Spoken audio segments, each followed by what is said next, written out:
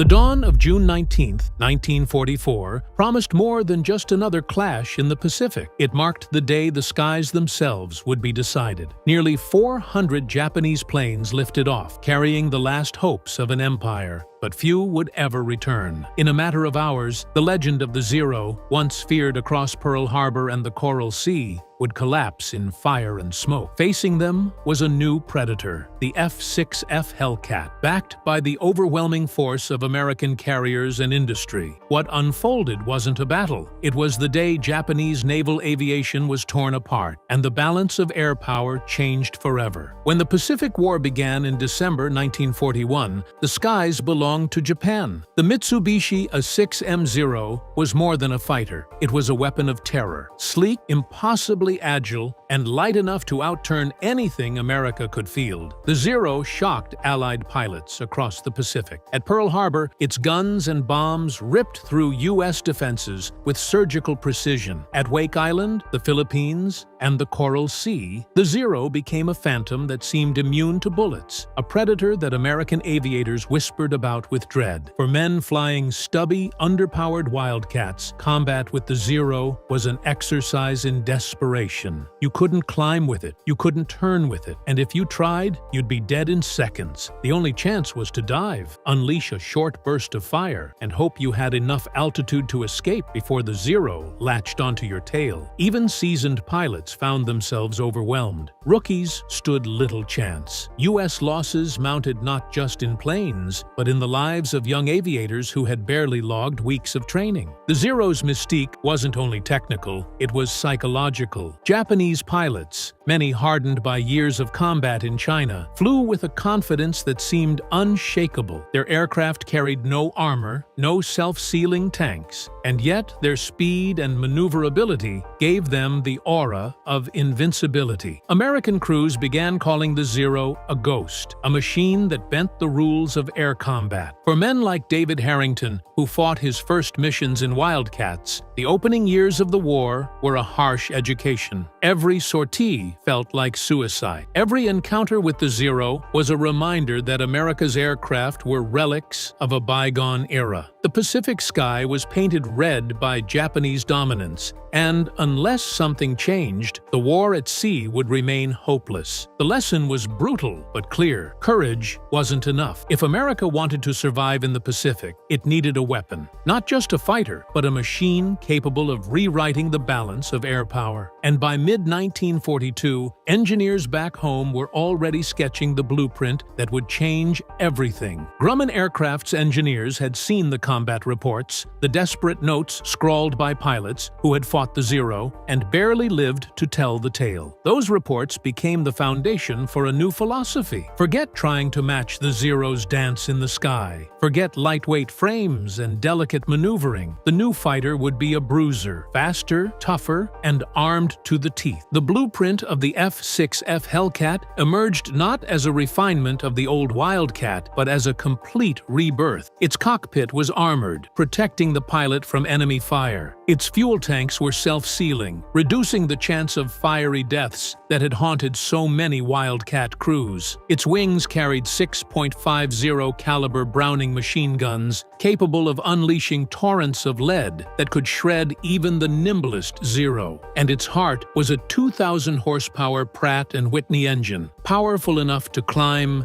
dive, and run circles around anything Japan could put in the air. The Hellcat wasn't elegant. It was survival given wings. It was designed to take hits and keep flying, to forgive mistakes that would doom a rookie pilot, and to give veterans the tools they needed to fight on equal footing. By late 1943, the first squadrons of Hellcats reached the fleet, and the difference was immediate. Where the Wildcat felt like compromise, the Hellcat felt like destiny. Young men fresh from flight school stepped into cockpits and discovered a fighter that seemed built for them. Easy to handle, lethal in combat, it allowed even even inexperienced pilots to hold their own against the vaunted Zero. And when flown by veterans, it became something more, a predator that could not only survive encounters, but dominate them. But machines alone never win wars. Behind the Hellcat stood the colossal weight of American industry. While Japan struggled to replace even a few dozen aircraft each month, U.S. factories churned out thousands. While Japanese cadets graduated with a meager handful of flight hours, American pilots logged over 300 before ever facing combat. The math was unforgiving, and the tide was already turning. By 1944, the Zero was no longer the hunter. The Hellcat had arrived, and with it, the balance of air power in the Pacific began to shift. The stage was now set for a showdown in the Marianas, where the myth of Japanese air superiority would be torn apart once and for all. By 1943, the war in the Pacific had transformed from a desperate scramble for survival into a contest of resources. And here, America held the ultimate advantage. Factories across the United States roared day and night, pouring out steel, engines, and wings in numbers the world had never seen before. Where Japan measured its aircraft output in dozens, the United States counted them in thousands. Every week, new squadrons arrived fresh from training fields, armed with Hellcats, Avengers, and bombers. This was not merely a matter of machines, it was the human factor. Japanese flight schools, battered by fuel shortages and lack of experienced instructors, were forced to cut training hours to the bare minimum.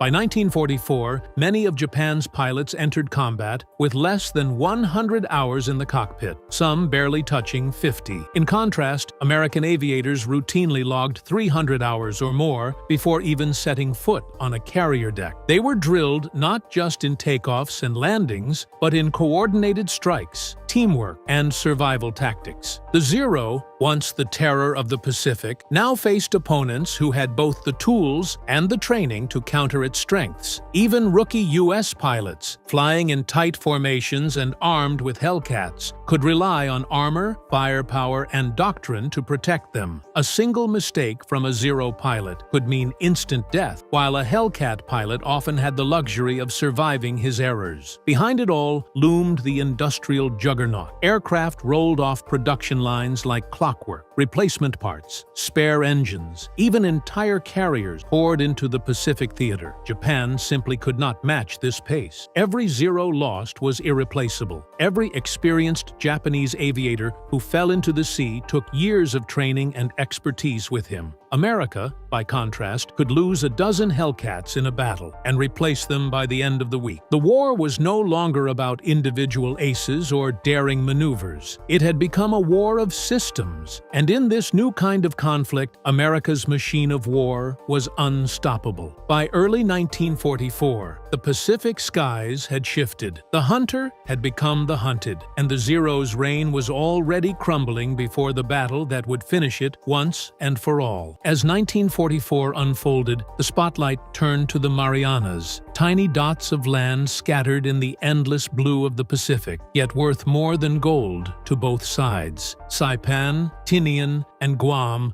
were not just islands. They were stepping stones to Japan itself. Whoever controlled them would hold the keys to launching B-29 superfortresses, bombers capable of striking the Japanese homeland for the first time. The Japanese High Command knew the stakes. If America seized the Marianas, Tokyo itself would come under threat. To prevent this, Admiral Jisaburo Ozawa gathered everything Japan had left to launch a decisive counterstrike. His forces numbered 9 carriers and around 400 aircraft scraped together from across the empire. On paper, it was formidable. In reality, it was fragile. Many of his pilots were boys barely out of training, some so inexperienced they had never flown over open ocean. Their aircraft, though still deadly in the right hands, were increasingly outdated and brittle compared to the rugged Hellcat. Across the sea, America's Task Force 58 loomed like a floating fortress. Under Admirals Raymond Spruance and Mark Mitcher, it was the most powerful naval force ever assembled. 15 fast carriers carried nearly 1,000 aircraft, supported by 7 battleships, 8 heavy cruisers, and dozens of destroyers. More importantly, it carried doctrine, radar coordination, and the seamless integration of air power and naval gunnery. It was a war machine designed to grind grind down any enemy that dared to face it. Pilots aboard the U.S. carriers felt the weight of the coming clash. Veterans remembered the fear of 1942 when the Zero dominated every engagement. But now, with Hellcats at their command and the might of America's Navy behind them, they felt a quiet certainty. This battle would not be a repeat of Coral Sea or Midway. It would be something larger, final, decisive. The stage was set. In the Marianas, the future of the Pacific War hung in the balance. For Japan, it was a last gamble to protect its homeland. For America, it was the chance to seize the skies forever. When dawn broke on June 19, 1944, both sides would discover who truly commanded the air. On the evening of June 18, 1944, the sea stretched calm and endless, but every man aboard Task Force 58 knew the silence was a lie. On the decks of 15 carriers, mechanics moved through shadows, checking fuel lines, tightening bolts, and feeding belts of ammunition into the hungry wings of the Hellcats. The smell of gasoline hung thick in the humid air, mingling with the salt spray carried on the wind. Beneath the hum of activity, there was an undercurrent, a tension that spoke louder than words. Lieutenant Commander David Harrington walked slowly along the deck of the USS Independence, his eyes fixed on the dark outline of his Hellcat, tail number 29. He ran a hand along its riveted frame, the cool steel beneath his fingers, a reminder that this machine was the only thing that stood between life and death. Just 2 years earlier, he had climbed into a Wildcat with nothing but hope and desperation to shield him from the Zero. Tonight was different. The Hellcat was no desperate gamble. It was a promise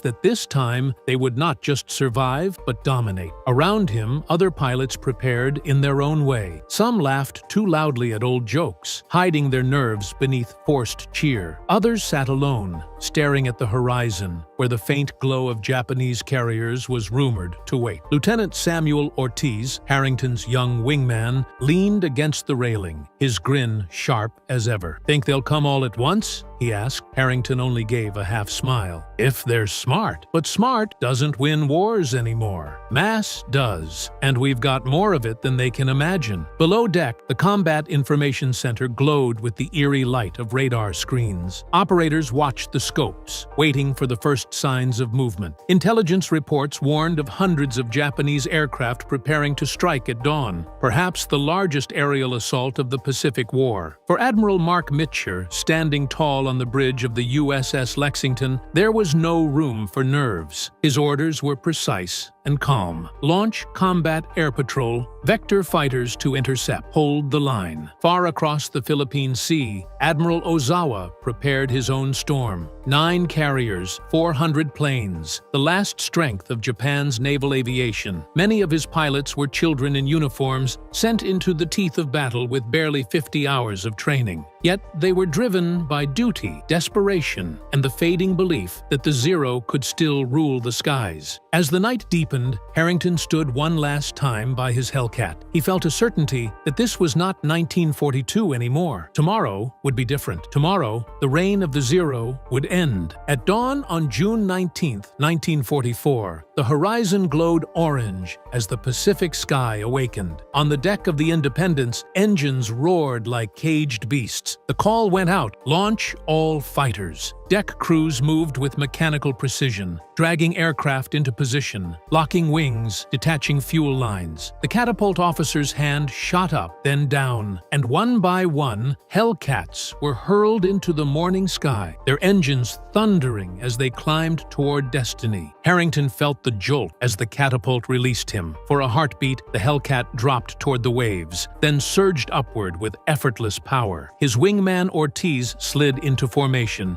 the 2 blue fighters cutting through the morning air as the fleet dwindled to dots below them. At 15,000 feet, the first reports crackled through the radio. Multiple bogeys, bearing 270, estimate 80+. The words sliced through the static like a blade. Harrington's knuckles tightened on the stick. Captain Walter Green's gravel voice cut in. "All units intercept. Do not let them through." And then, on the horizon, they appeared. At first faint, then countless, shapes spreading like a black tide across the sky. Zeros, dive bombers, torpedo torpedo planes, their crimson insignia flashing like blood in the morning light. Commander Frank Dalton, scarred veteran of Guadalcanal, steadied his men over the radio. "Remember your training. Boom and zoom. Don't turn with them. Strike hard. Climb away. Live to strike again." The order was simple, brutal, and effective. Harrington banked into position above the swarm, altitude his weapon. He pushed the throttle, the Hellcat diving like a hawk. At 1,000 yards, he squeezed the trigger. 6.50 caliber guns spat fire, tracers tearing the sky. A Zero blossomed into flame, breaking apart mid-air. "Splash one," Harrington called as he pulled back into the climb. Ortiz's voice followed, adrenaline sharp. "Got a Judy bomber!" "She's down," but danger closed fast. Japanese formations twisted, desperate to drag the Hellcats into turning fights. Ortiz shouted, "Skipper, I've got trouble!" 2 Zeros dove onto his tail, guns blazing. Harrington rolled hard, dropping in from above. A burst shredded one enemy, the other broke away, and Ortiz clawed back into safety. Everywhere, the sky burned. Dive bombers erupted before releasing payloads. Torpedo planes disintegrated in fire. The ocean below churned with wreckage, burning oil, and men flinging themselves into the waves. By 10:30 a.m., the first wave was shattered. Dozens of Japanese aircraft lay at the bottom of the sea. Fewer than 10 had even reached the American fleet, and those that did were obliterated by anti-aircraft fire. Harrington checked his gauges. Fuel steady. Over 1,000 rounds of ammunition left. The radio came alive again. New contacts inbound. Estimate 120 aircraft. Ortiz's voice, breathless, cut through the static. "You ready for round 2, Skipper?" Harrington adjusted his gloves, his reply calm as stone. "Always." The second wave was coming.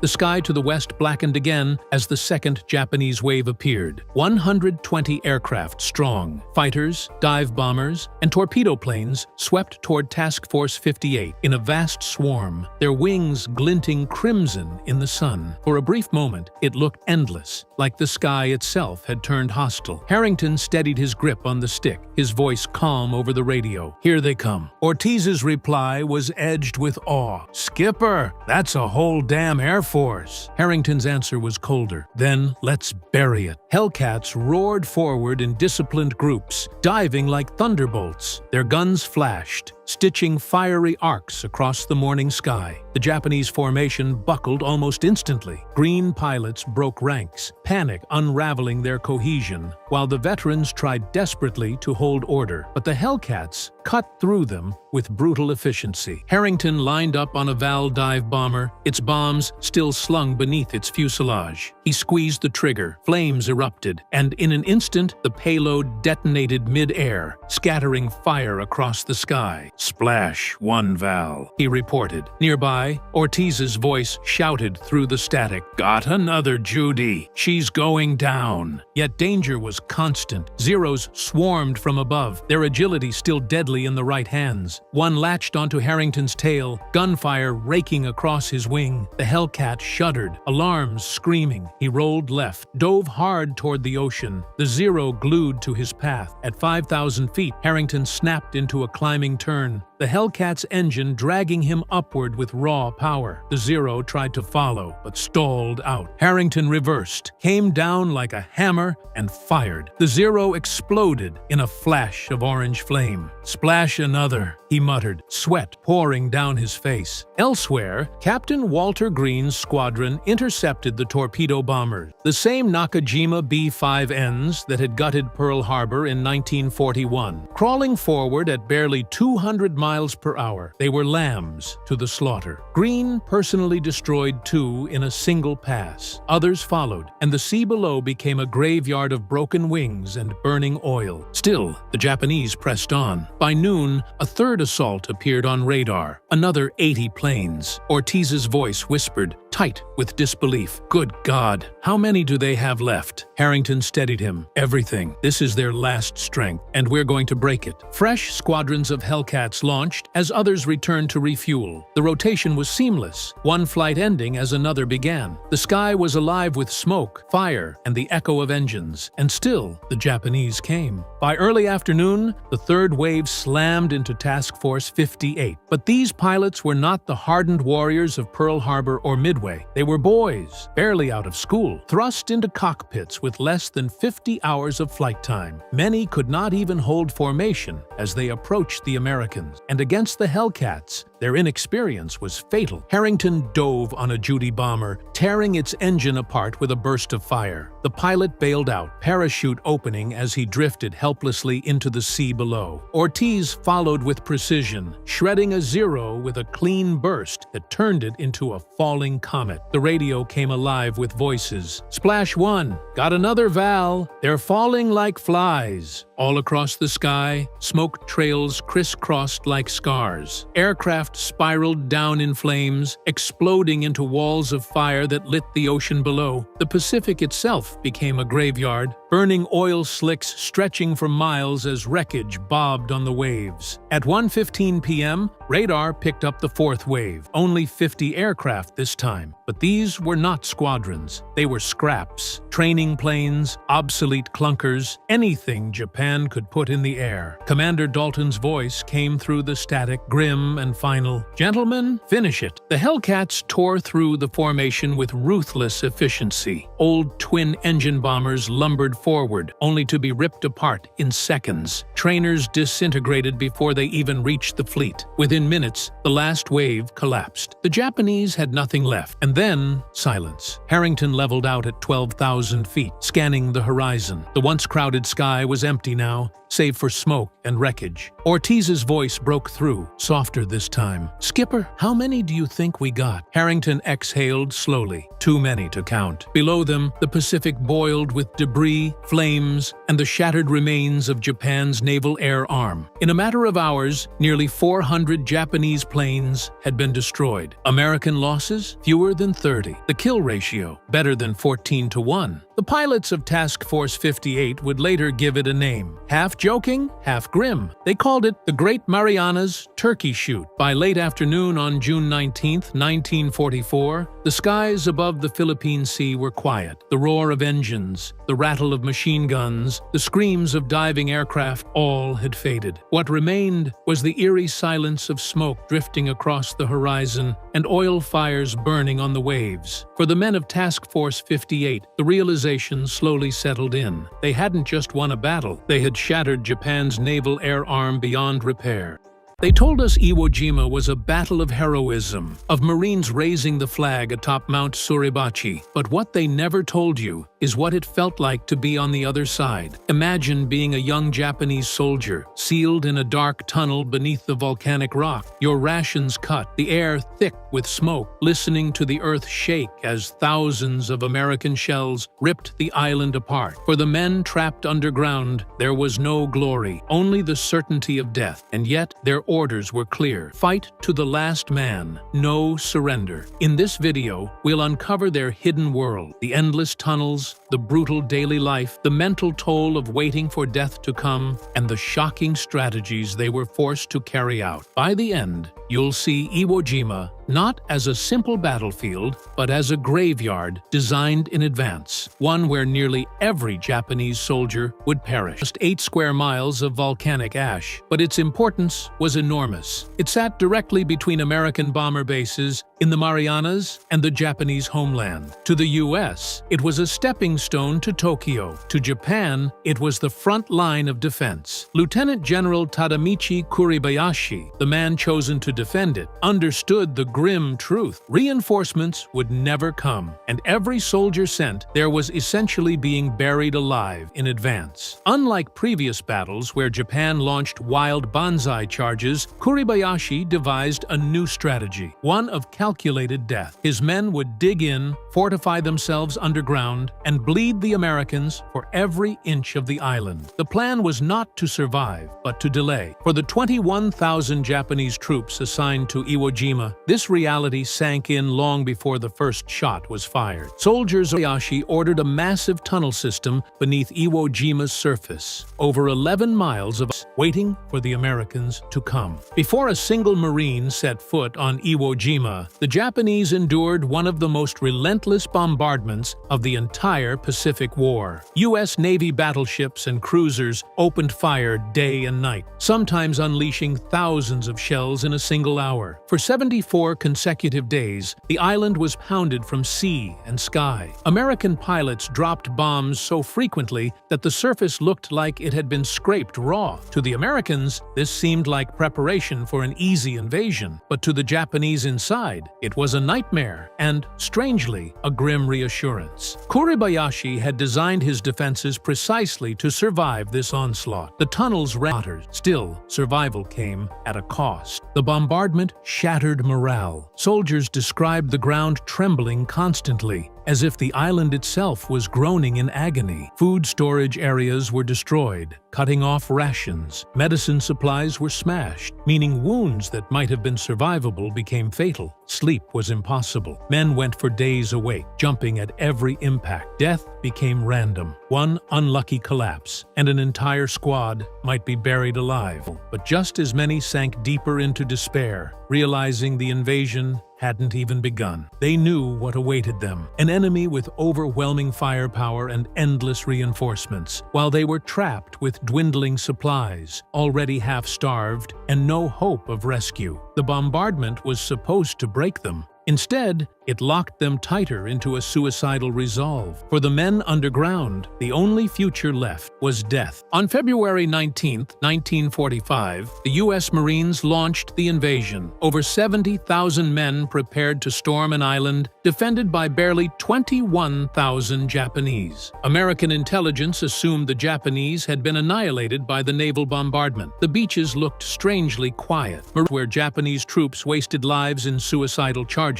Kuribayashi's plan was deliberate. Every shot had been calculated to create maximum carnage. Marines had nowhere to hide. The beach provided no cover. They dug desperately into the volcanic ash with their helmets, trying to escape the bullets slicing through the air. Landing craft burned. Men drowned under the weight of their gear, and the beaches became a killing field. From underground tunnels, Japanese defenders emerged to fire, then disappeared again like ghosts. For the Marines, it was chaos. For the Japanese, it was grim satisfaction. They had prepared for this moment for months, and yet, even as the Americans suffered staggering losses, the defenders knew they couldn't stop the invasion. It was alive, spitting death from every shadow. Life for the Japanese defenders grew even more unbearable. Ammunition dwindled, food rotted, and water supplies ran out. Soldiers survived on handfuls of rice, sometimes even grass or insects. They fought while dehydrated, malnourished, and wounded. Yet, their discipline remained unshaken. Kuribayashi had forbidden senseless banzai charges, and instead, his men fought like phantoms. At night, they crept into Marine camps, stabbing guards or blowing up fuel depots before vanishing underground. During the day, they unleashed coordinated ambushes, holding fire until the enemy was within yards. Marines described it as fighting shadows. No one ever knew where the next shot would come from, but the cost was devastating. For every Marine who fell, dozens of Japanese died. They were entombed in collapsed tunnels, fought on despite horrific injuries. Soldiers missing limbs, blinded by burns, or coughing blood from disease. To surrender was unthinkable. Most believed capture meant disgrace, worse than death. In many cases, Japanese soldiers carried grenades not to survive. They were trying to take as many with them as possible. As weeks passed, the battle turned from organized resistance into a slow, suffocating massacre. The Japanese soldiers who had once believed their deaths would be honorable began to crumble under starvation and exhaustion. The tunnels that had shielded them became prisons of despair. Corpses piled in corners, too dangerous to bury outside. The stench of rotting flesh mixed with sulfur fumes made breathing almost unbearable. Rats feasted on the dead, and disease spread through the ranks. Soldiers who once wrote letters home with pride now scribbled final notes in despair, often soaked with blood or tears, knowing no one would ever read them. Some Japanese began to question the purpose of their suffering. The emperor's propaganda had promised that dying on Iwo Jima was a noble sacrifice for Japan's survival, but reality painted a different picture. They were isolated, abandoned, and slowly being exterminated by an enemy that never seemed to run out of men or ammunition. Morale fractured. A few disobeyed disobeyed Kuribayashi's orders and attempted desperate banzai charges, launched counterattacks that terrified the Marines. Starving, delirious, and broken, they fought with a ferocity that left survivors shaken. It was less a battle now, and more a slow death march into oblivion. By the final weeks of the battle, the once carefully rationed stockpiles had dwindled to almost nothing. Japanese soldiers inside Iwo Jima's tunnels found themselves staring at empty rice sacks and rusted cans, their stomachs hollow and gnawing. Many hadn't eaten a proper meal in days. The rations that were left were little more than scraps. Small handfuls of dry rice, a few slivers of pickled radish, sometimes even weeds pulled from cracks near cave mouths. Starvation began to carve itself into their faces, eyes sunk deep into sockets, cheekbones sharp under stretched skin. Hunger became a constant companion, gnawing louder than the bombs outside. Some soldiers spoke in whispers of hallucinations, of phantom banquets, of family dinners back home. Others began to break under the strain, wandering out into the open in delirium, where they were quickly cut down by American fire. Still, the code of Bushido demanded that they endure. Letters written in shaking hands described how their stomachs screamed, but their loyalty to the emperor could not falter. One Japanese survivor later recalled that he licked condensation from the tunnel walls to keep his mouth wet and chewed on leather straps for a false sense of food. The men were wasting away even as the Americans kept pressing forward. Every bullet they fired, every grenade they tossed was done on an empty stomach, and yet they refused to surrender. Hunger had become just another weapon, one that was killing them faster than any Marine bullet could. By mid-March, Iwo Jima was a graveyard, yet inside the tunnels, the last surviving units clung to their weapons, waiting for the inevitable. Knowing that death was certain, Japanese commanders ordered banzai charges, frantic, desperate rushes against the American positions. But unlike earlier battles in the Pacific, the Iwo Jima charges were often fragmented, disorganized, and heartbreaking. Men who could barely stand from hunger and exhaustion strapped on bayonets and ran straight into walls of machine gun fire. Some stumbled forward, coughing blood. Others dragged themselves with wounded legs, screaming prayers to the emperor. The Americans were stunned at first, but the charges were brutally ineffective. Entire squads of Japanese soldiers were cut down in minutes. For the men launching them, however, these final assaults were not about victory. They were about honor. They were a way to avoid the shame of capture, a final burst of defiance against an overwhelming enemy. One Marine diary described watching a wave of starving men come charging, only to collapse halfway across the black sand, too weak to even reach the front line. The Marines opened fire, but there was a grim silence afterward, as even the victors understood that they had witnessed something both terrifying and tragic. For the Japanese, it was the only way left to die with dignity, by showing that even in their final moments, they would not lay down their arms. When the guns finally fell quiet on Iwo Jima, nearly the entire Japanese garrison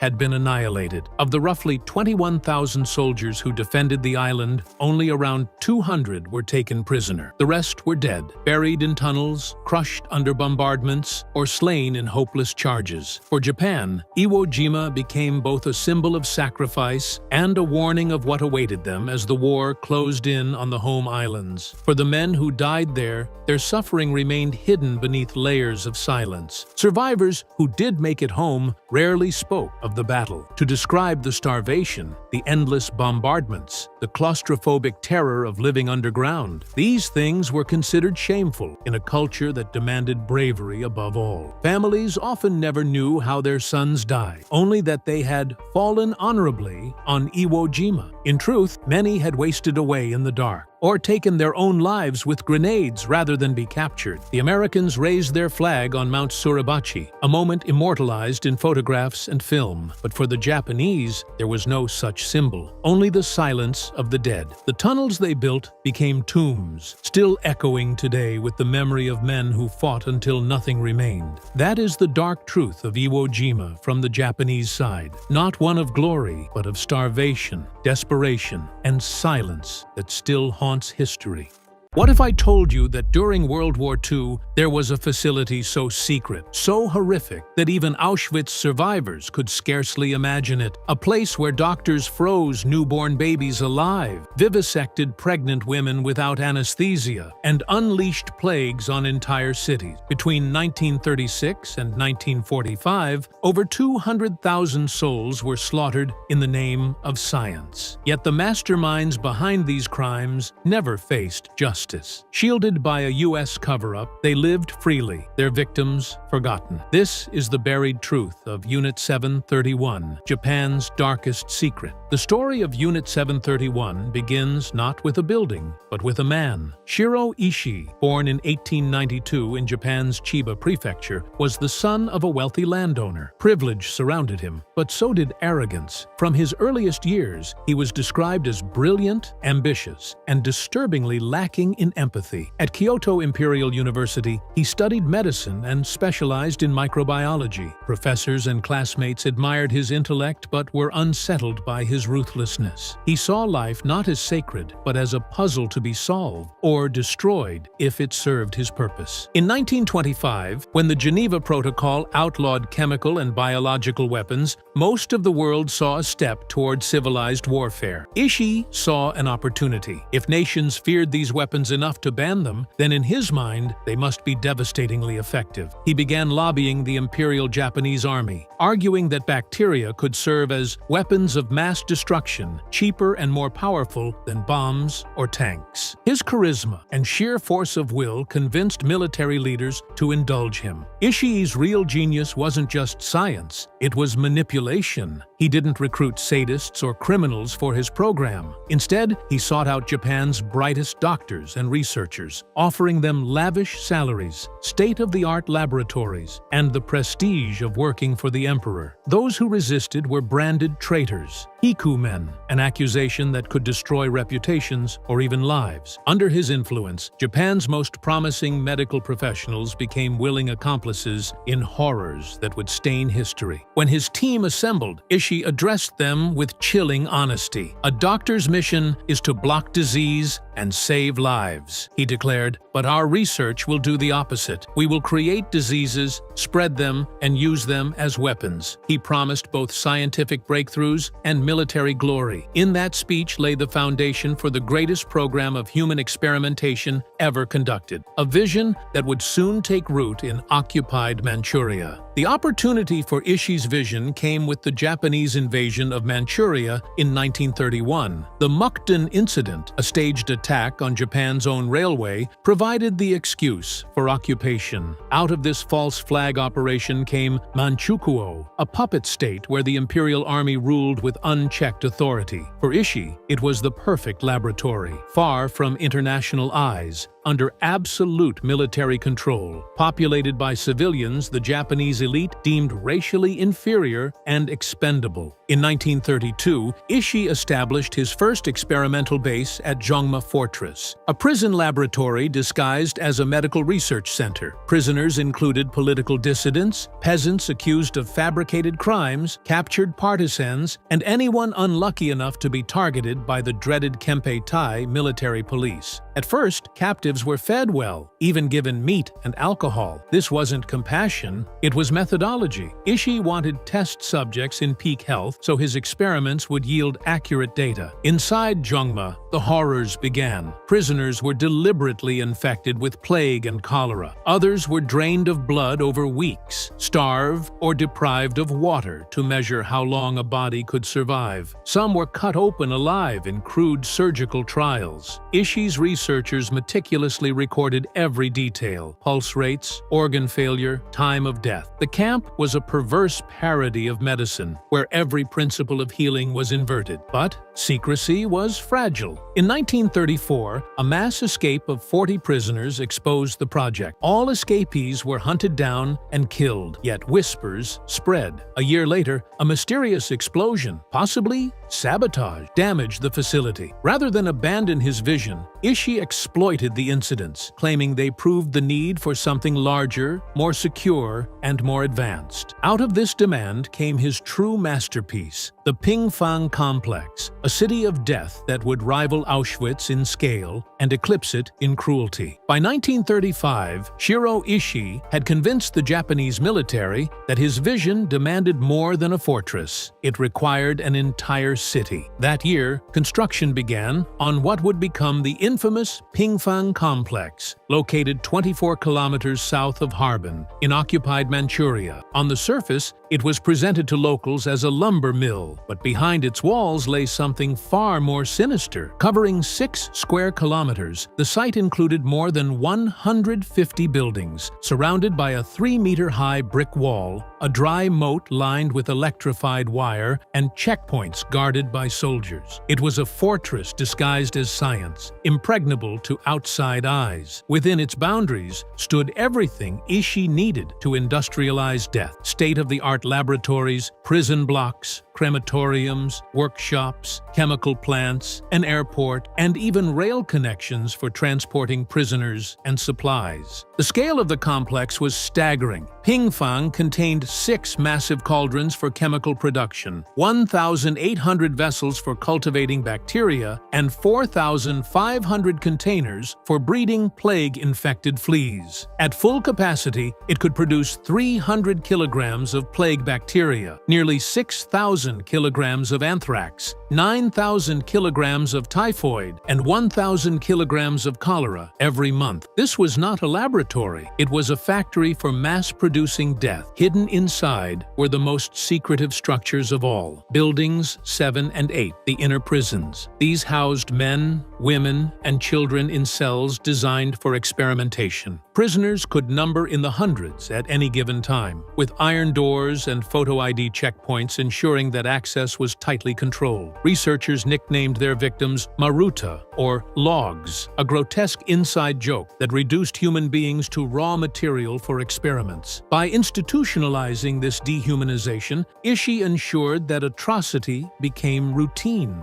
Pingfang wasn't just about research, it was about efficiency. Corpses were burned in furnaces to erase evidence. Pathogens were produced in industrial batches ready for military use. Even the staff lived comfortably in modern housing, with theaters and recreation, as if working in a death camp was just another government job. Within Pingfang, murder became science, and science became industry. Pingfang was only the beginning. As Japan's war in China escalated after 1937, Ishii's model was replicated across occupied Asia. Unit 731 became the flagship of a vast biological warfare network with more than 26 known facilities and tens of thousands of personnel. Each site specialized in a different aspect of death. Unit 1644, based in Nanjing, conducted urban-focused experiments, testing how pathogens spread in crowded population. Unit 1855 in Beijing concentrated on aerial dispersal method, experimenting with how to release bacteria from planes over entire cities. In Guangzhou, Unit 8604 focused on tropical diseases, developing strains that could devastate southern climate. Unit 100 in Changchun targeted animals, engineering diseases to wipe out herds and cripple food supply. By 1939, Ishii's empire employed over 10,000 people: scientists, doctors, soldiers, and technicians. They worked in coordinated fashion, pooling data and refining methods of destruction. This was no fringe project. It was a state-backed machine of biological warfare, supported by an annual budget equivalent to tens of millions of dollars today. The secrecy was absolute. Civilians were told the facilities were mills or water treatment plants. Locals joked grimly that the lumber mill didn't produce wood, but processed logs, a dark reference to the human beings brought inside and never seen again. Within the Japanese military, however, the network was no joke. It was considered a cutting-edge weapons program, one that might tip the balance of war in their favor. This expansion also widened the pool of victims. While Chinese civilians remained the primary targets, Russians, Koreans, Mongolians, and even captured Allied prisoners of war were transported into this system. Victims were stripped of names, assigned numbers, and treated as data points in a continent-spanning program of cruelty. By the end of the 1930s, Unit 731 was no longer a single camp in Manchuria. It was an empire of laboratories stretching across Asia. It stood as the most systematic attempt in history to weaponize disease, its reach rivaling any other atrocity of World War II. Yet still, the full horror had not been unleashed. That would come with the experiments themselves, the vivisections, the frostbite trials, and the epidemics deliberately set upon unsuspecting cities. To keep Pingfang supplied with test subjects, the Japanese military police, the dreaded Kamikaze, became an integral part of the operation. Their role was to feed the human machinery of Unit 731. They prowled villages and towns in ominous black vans known as Black Ravens. Locals quickly learned to dread the sight. When a raven appeared, people vanished. Victims came from all walks of life. Some were accused criminals, others captured guerrillas or suspected partisans. Many were simply ordinary civilians rounded up on fabricated charges, chosen because they were expendable. The sweep was indiscriminate. Peasants, students, women carrying infants, the homeless, even the mentally ill. The Japanese military considered them all suitable logs for Ishii's experiments. Once seized, victims were transported at night to avoid witnesses. The black vans had ventilation holes but no windows, ensuring prisoners arrived unseen and unheard. On entering Pingfang, subjects were processed like livestock. Clerks recorded their height, weight, blood type, and organ function. Samples of urine, blood, and stool were taken. But this wasn't for treatment. It was quality control. Ishii's team wanted healthy, baseline bodies for their experiments. The healthier the prisoner, the more useful the data. At this stage, their humanity was stripped away. Names were erased, replaced with 3-digit numbers. Families left behind rarely discovered their fate. To the researchers, they were not people, only variables in grotesque experiments. Guards rotated shackles from corpse to corpse, recycling chains as if they were tools of industry. Diversity of victims was shocking. While Chinese civilians were the majority, Russians, Mongolians, Koreans, and captured Allied soldiers also passed through Pingfang's gates. Reports confirm Americans, British, and even Australians were among those dissected or infected. The breadth of this victim pool makes Unit 731 not just a crime against one people, but a crime against humanity. By the late 1930s, the Kamikaze had turned Manchuria into a living stockyard for Ishii's Death City. Villages whispered that once the ravens came,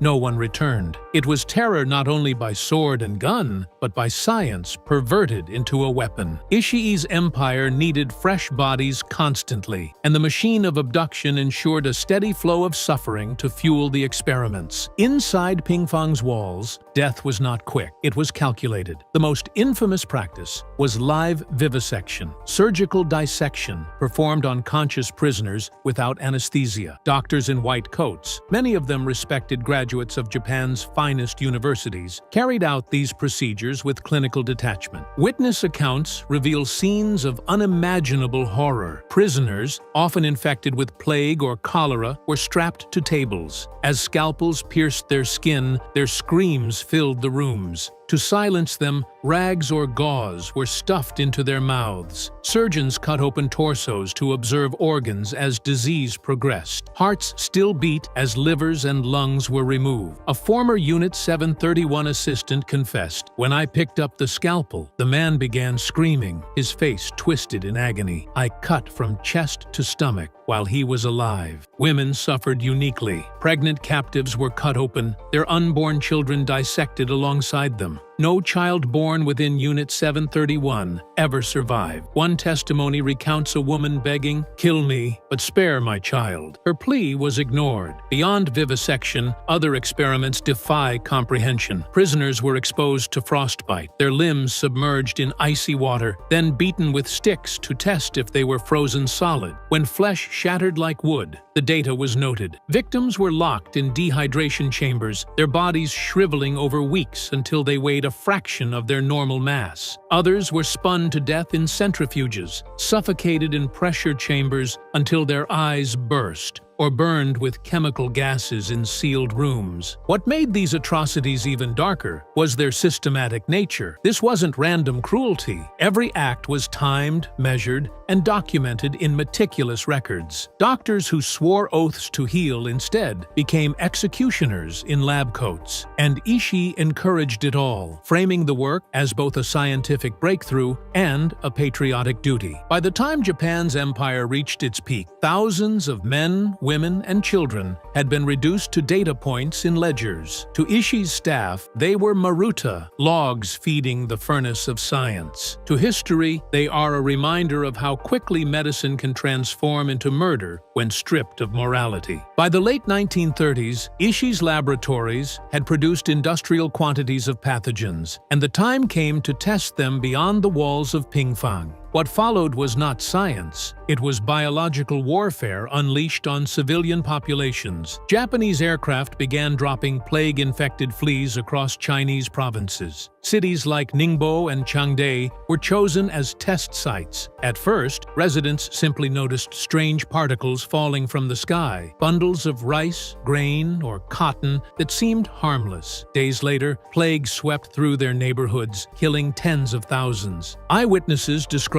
outbreaks spreading with terrifying speed. Families collapsed in their homes, villages emptied almost overnight. Even Japanese soldiers stationed nearby weren't spared. During the 1941 Changde campaign, over 1,700 of Ishii's own troops died after inadequate protection exposed them to plague. It was a bitter irony. Soldiers became victims of their own empire's cruelty. Unit 731 also experimented with other pathogens in the field. Anthrax spores poisoned crops and livestock, crippling rural economies. Typhoid and cholera were dumped into rivers and wells, infecting entire communities through contaminated water. Dysentery and glanders were also deployed, each chosen to test different conditions of spread and lethality. The numbers are staggering. Historians estimate that over 200,000 people died in these biological attacks, with some scholars suggesting the toll may have reached nearly 500,000. The ultimate plan, however, revealed just how far Ishii was willing to go. In 1945, as Japan faced imminent defeat, Unit 731 finalized Operation Cherry Blossoms at night. The scheme involved launching plague bombs from submarine aircraft carriers against American cities: San Francisco, Los Angeles, San Diego. Crews were expected to infect themselves and land ashore in suicide missions, ensuring maximum spread. If carried out, it could have created an epidemic on U.S. soil, killing countless civilians. The plan was scheduled for September 22, 1945, but Japan's surrender ended it before launch. Still, its very existence shows the apocalyptic scale of Ishii's ambitions. By the war's end, Unit 731 had proven that disease could be wielded like any bomb or bullet, but unlike conventional weapons, bacteria knew no boundaries. Once released, they could not be controlled. Ishii had shown the world the terrifying potential of biological warfare, but what came next was even more disturbing. The crimes would be buried, not punished. In August 1945, as Japan teetered on the edge of surrender, Ishii moved to erase the evidence of his crimes. At Pingfang, thousands of documents were burned, buildings destroyed, and prisoners executed. Witnesses later recalled mass killings in the final days, hundreds of captives gassed, shot, or burned alive to ensure no trace remained. Soldiers dismantled equipment and spread quicklime over remains, trying to scrub away the bloodstains of years of horror. When Allied forces entered Japan, they quickly discovered rumors of biological warfare research. Lieutenant Colonel Murray Sanders, a U.S. microbiologist, was tasked with investigating.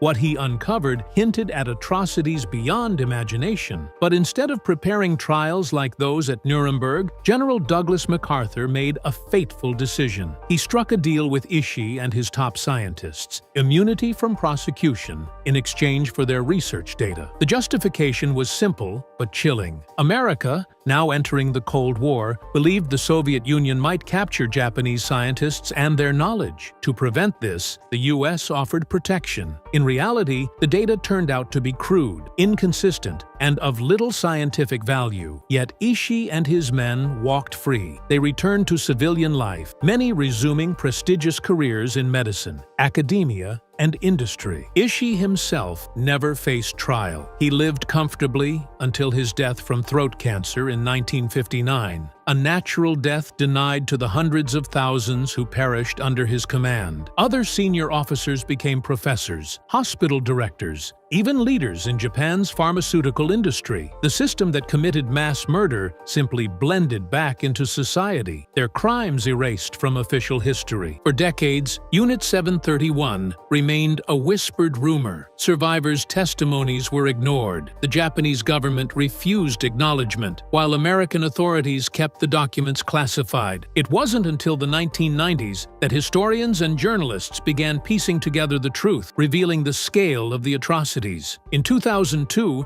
a Japanese court finally admitted Unit 731 had engaged in biological warfare, but still denied survivors compensation. The cover-up was complete. In protecting its Cold War interests, the U.S. had traded justice for data that proved worthless. The victims of Unit 731 were abandoned, their suffering dismissed, while their killers lived long, respected lives. It remains one of the darkest examples of history, not only being written by the victors, but rewritten to bury the crimes of those they chose to shield. The story of Unit 731 is not just about the crimes committed, it is about the silence that followed. Shiro Ishii and his colleagues lived out their lives as respected citizens, shielded by a secret deal that robbed victims of justice. For decades, the atrocities were hidden, survivors ignored, and documents locked away. Even today, both Japan and the United States keep many records classified, citing national interests over human dignity. Yet history has a way of surfacing. In the 1990s and early 2000s, survivors finally told their stories, demanding recognition of the horrors they endured. Courts admitted Unit 731's crimes occurred, but refused compensation. The message was clear. Truth mattered, but justice would not come. The legacy of Unit 731 stands as one of the darkest reminders of how science can be corrupted when morality is abandoned. These atrocities achieved nothing militarily, offered no meaningful data, and left only trauma. The only lesson worth preserving is a warning. When ambition and nationalism overtake humanity, even doctors, the very people sworn to heal, can become executioners. They found his farewell letter decades later, folded neatly, never delivered. Fujio Hayashi was supposed to die for the emperor. He climbed into a kamikaze plane, fueled it for a one-way mission, and stared death in the face. But something happened. His mission was cancelled, and he lived. What followed was a lifetime of guilt, silence, and unbearable memory. He was one of the few kamikaze pilots to survive. But surviving wasn't freedom. It was a sentence. And what he revealed about the kamikaze program decades later has shattered the glorified myths and exposed a dark, haunting truth Japan never wanted told. Fujio Hayashi stood on the runway in 1945, barely 20 years old. The rising sun flag hung limp in the windless morning. His Tokotai plane, Japan's version of a flying coffin, sat ready. It had one purpose: to crash into an American warship. Hayashi had said his goodbyes. He had written a final letter to his mother. He had been told this was the most honorable death a man could have, to become a human bullet for the emperor. And he believed it. Or, at least, he thought he did. But something strange happened that morning. The weather turned, clouds rolled in, winds shifted, and in what must have felt like divine irony or cruel fate, his mission was abruptly cancelled. He returned to base, still breathing, heart pounding. But the silence that followed was deafening. No fanfare, no ceremony. No one spoke to him. He was a ghost. A man who had stared death in the face and walked away. In a world where that wasn't considered heroic. He wasn't hailed. He was ignored. What haunted Hayashi wasn't just that he lived. It was that the men who went up after him never came back. "I was ready to die," Hayashi later recalled. "Then I lived. That's the part no one prepared us for." This wasn't an isolated glitch. It was the beginning of an unraveling, not just for Hayashi's mind, but for the myth Japan had built around the kamikaze. A myth that turned young boys into weapons. A myth that still echoed in the silence of a cancelled mission. To understand why Hayashi felt more ashamed of surviving than proud of living, you have to understand the kamikaze machine. Japan didn't just build planes, it built an ideology, one that glorified death as the ultimate expression of loyalty. Boys as young as 15 were pulled from classrooms and told their deaths would purify the soul of the nation. Training for kamikaze pilots was brutally short. Less about flying, more about obedience. They were shown films of heroic deaths, given swords, taught that surrender was worse than annihilation. And when it came time to volunteer, many were simply pressured, not asked, expected. One survivor wrote, "I raised my hand because everyone else did. How could I not? They would have called me a coward." They wrote final letters to families, often dictated or censored by military handlers. Some included pressed flowers, others enclosed hair or fingernails for Buddhist rites. One wrote, "Mother, forgive me. I am scared, but I go anyway." Fujio Hayashi wrote his too. They practiced by diving planes into mock targets. But those weren't the real targets. The real target was their spirit. By the time they climbed into that cockpit, they weren't soldiers anymore. They were sacrifices. And most chilling of all, the kamikaze program wasn't born of ancient tradition. It was invented, rushed, and deployed in desperation in the final stages of the war. It was a last gasp wrapped in fanfare. Hayashi had been willing to give everything, but no one asked if he truly understood what he was giving up. When Hayashi's mission was cancelled and he returned to base, everything felt off. His comrades, the ones who'd wished him farewell, were gone. New faces replaced them, with the same blank stares and trembling hands. Everyone was dying in sequence.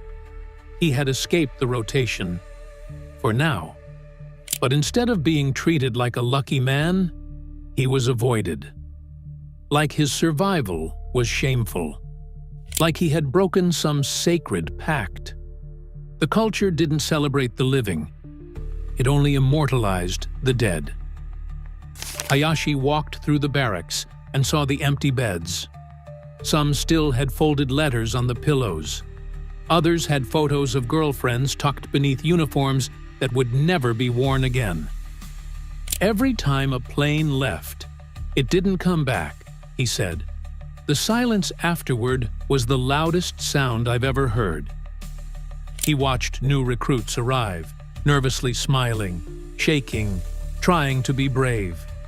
Some were even younger than him, and he realized something terrifying. The system never stopped. It needed more boys, more letters, more deaths. The war machine kept going, even if the war was already lost. He began to feel something he couldn't shake. Guilt. Why him? Why did he get to live? He had been ready. He had accepted death. Now he had to accept something harder, that he would carry the weight of those who didn't return. Hayashi didn't talk about this for decades, not until Japan had changed, not until the myths started to crack. Only then did he speak, not as a hero, but as a broken survivor of a death cult. that disguised itself as patriotism. After the war ended, Fujio Hayashi returned home to a Japan in ruins, cities bombed, people starving, and a generation spiritually broken. But for men like Hayashi, the damage wasn't just physical, it was personal. He came back not as a hero, but as a reminder of something the country didn't want to face. That their war effort had included sacrificing boys in a suicide machine that didn't even win the war. The truth was, survivors of the Kamikaze program weren't welcomed. They were often ignored, ridiculed, or forgotten. The government no longer praised them. Families who had received letters and relics from fallen sons were treated with reverence. But Hayashi? He was an uncomfortable relic of a failed ideology. "I thought I would be celebrated for being willing to die," he later said. "Instead, I was treated like I had dishonored the dead." Some Kamikaze survivors were branded cowards. Others remained silent for decades, fearing judgment. Many never told their own children the truth. The government made efforts to suppress interviews or memoirs that criticized the Imperial order. They wanted to preserve the myth of glory, not confront the reality of psychological manipulation. Hayashi suffered in silence. He lived in a small town, took up work in a factory, and rarely spoke about what had happened. But inside, the guilt festered. He had trained to die. He had written his last words.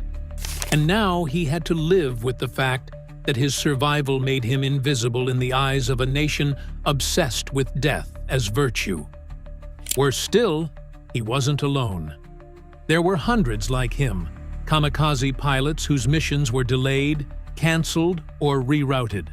Some had mechanical failures, others were reassigned. But none of them fit into Japan's post-war narrative of martyrdom. And so they were left out of the story, until some of them decided to speak. For decades, Japan preserved and displayed letters written by kamikaze pilots in museums, often cherry-picked for patriotism.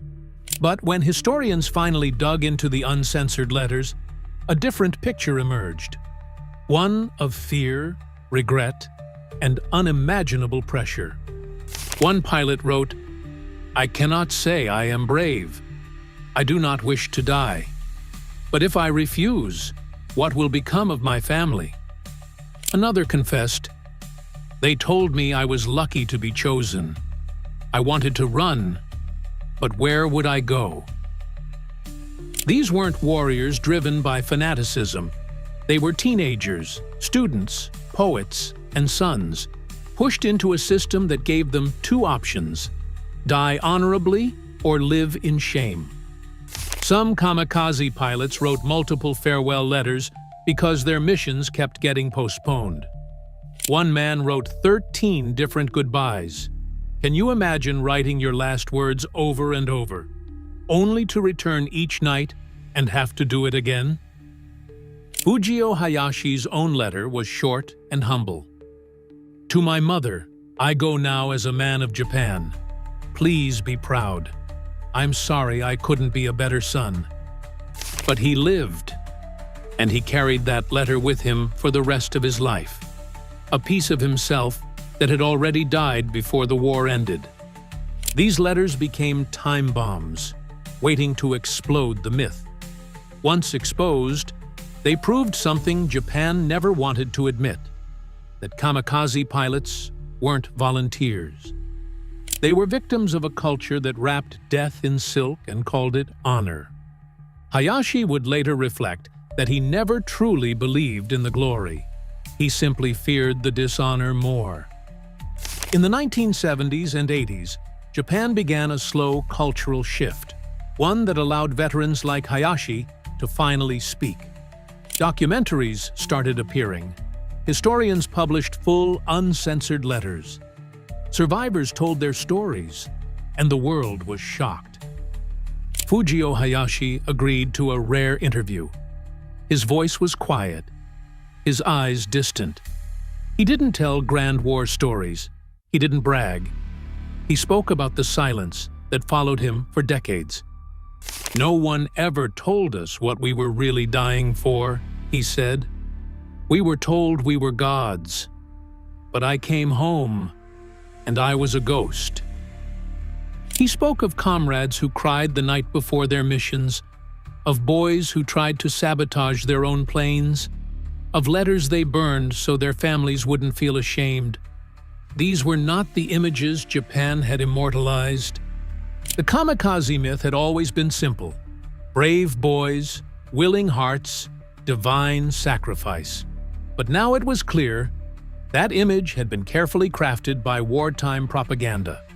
The real kamikaze pilots were scared, manipulated, and lied to. The idea of volunteering wasn't pure. In many cases, students were told to step forward in front of their peers, knowing full well what refusal meant. Others were given no choice at all. Hayashi's survival became more than a glitch in the narrative. It became a crack in the armor. And from that crack, the truth began to pour out. Fujio Hayashi may have survived the war, but a part of him never left that airstrip in 1945. For the rest of his life, he lived in quiet obscurity, working odd jobs, avoiding attention, and staying silent about his past. It wasn't until he was in his 60s that he began to open up, slowly, carefully, as if the words themselves might still betray him. He wasn't proud of surviving. He was ashamed. "I still ask myself, why did I live?" he once said. "Was my life worth more than theirs?" Each year, on the anniversary of his canceled mission, he would light incense, not for himself, but for the boys who never came back. He kept a small box of mementos, a folded farewell letter, an armband, and a photo of a friend who died the week after Hayashi's own flight was canceled. That friend's name was never recorded in any official war memorial. Hayashi told no one about the nightmares, the dreams where he was back in the cockpit, flying toward an American ship, hearing his heart pounding louder than the engine. He'd wake up in a sweat, breathless, still gripping his sheets like a control stick. And then came the worst part, the guilt that he had the luxury of waking up at all. He began writing his own account in a small notebook, not for publication, just to try and understand what he had survived. In one passage he wrote, "We believed dying was a way to become eternal, but it was living that haunted us." Hayashi's story was not unique. Survivors like him, maybe a few hundred in total, became walking contradictions in post-war Japan. They were supposed to be dead. Instead, they were ignored, shamed, or worse, forgotten. And yet, the weight they carried was heavier than any glory could ever be. Today, Japan officially remembers the kamikaze pilots as national heroes. Shrines are built in their honor. Museums display their belongings. But rarely, if ever, do these exhibits show the darker truth, the psychological manipulation, the coerced volunteering, the unfiltered final letters soaked in fear. Fujio Hayashi spent his final years trying to change that. He gave testimony to researchers, appeared in documentaries, and participated in interviews where he told the full, unpolished truth. He said Japan needed to stop romanticizing the kamikaze pilots as eager warriors. They were victims of a desperate military, of a collapsing empire, and of a culture that confused obedience with honor. "We didn't fly for glory," he said in one interview. "We flew because we were told to, because we didn't know how to say no." The government didn't respond. His story was quietly tolerated, but not amplified. And when school children are taught about the kamikaze today, it's still mostly the myth, not the man. Not the boy who survived, who cried, who came home, and who struggled to find meaning in a life he was never supposed to have. Even now, many Japanese officials avoid direct acknowledgement that the Kamikaze program was a massive psychological campaign to turn young boys into fuel for a dying empire. But survivors like Hayashi make it impossible to forget, because they are the cracks in the story, the living proof that the narrative wasn't just flawed, it was fabricated. He paused, his voice trembled, and then he said, "I'm sorry I lived, but I lived for you." He died quietly, in a small home surrounded by the few people who knew the full weight of his past. No grand military ceremony, no medals, just a man who had finally told the truth and then passed into history. But his words remain. His story, and the stories of others like him, have begun to reshape how we see the kamikaze pilots. Not as suicide bombers, not as mindless patriots, but as manipulated sons, caught in a system that demanded their lives in the name of a lie. Fujio Hayashi's survival was never a sign of weakness. It was a chance, a rare, painful, lonely chance, to tell the world what really happened. And now, that story is out. The photos of young pilots smiling before death, the letters soaked in ink and fear, the silent shame that haunted the ones who came back. All of it leads to one chilling conclusion. They weren't willing. They were chosen.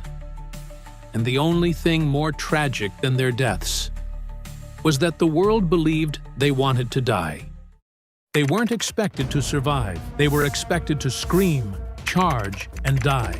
From kamikaze pilots crashing into battleships to infantrymen pulling the pin on grenades clutched to their chests, Japan's WWII soldiers were trained to sacrifice everything, even their own lives, without hesitation.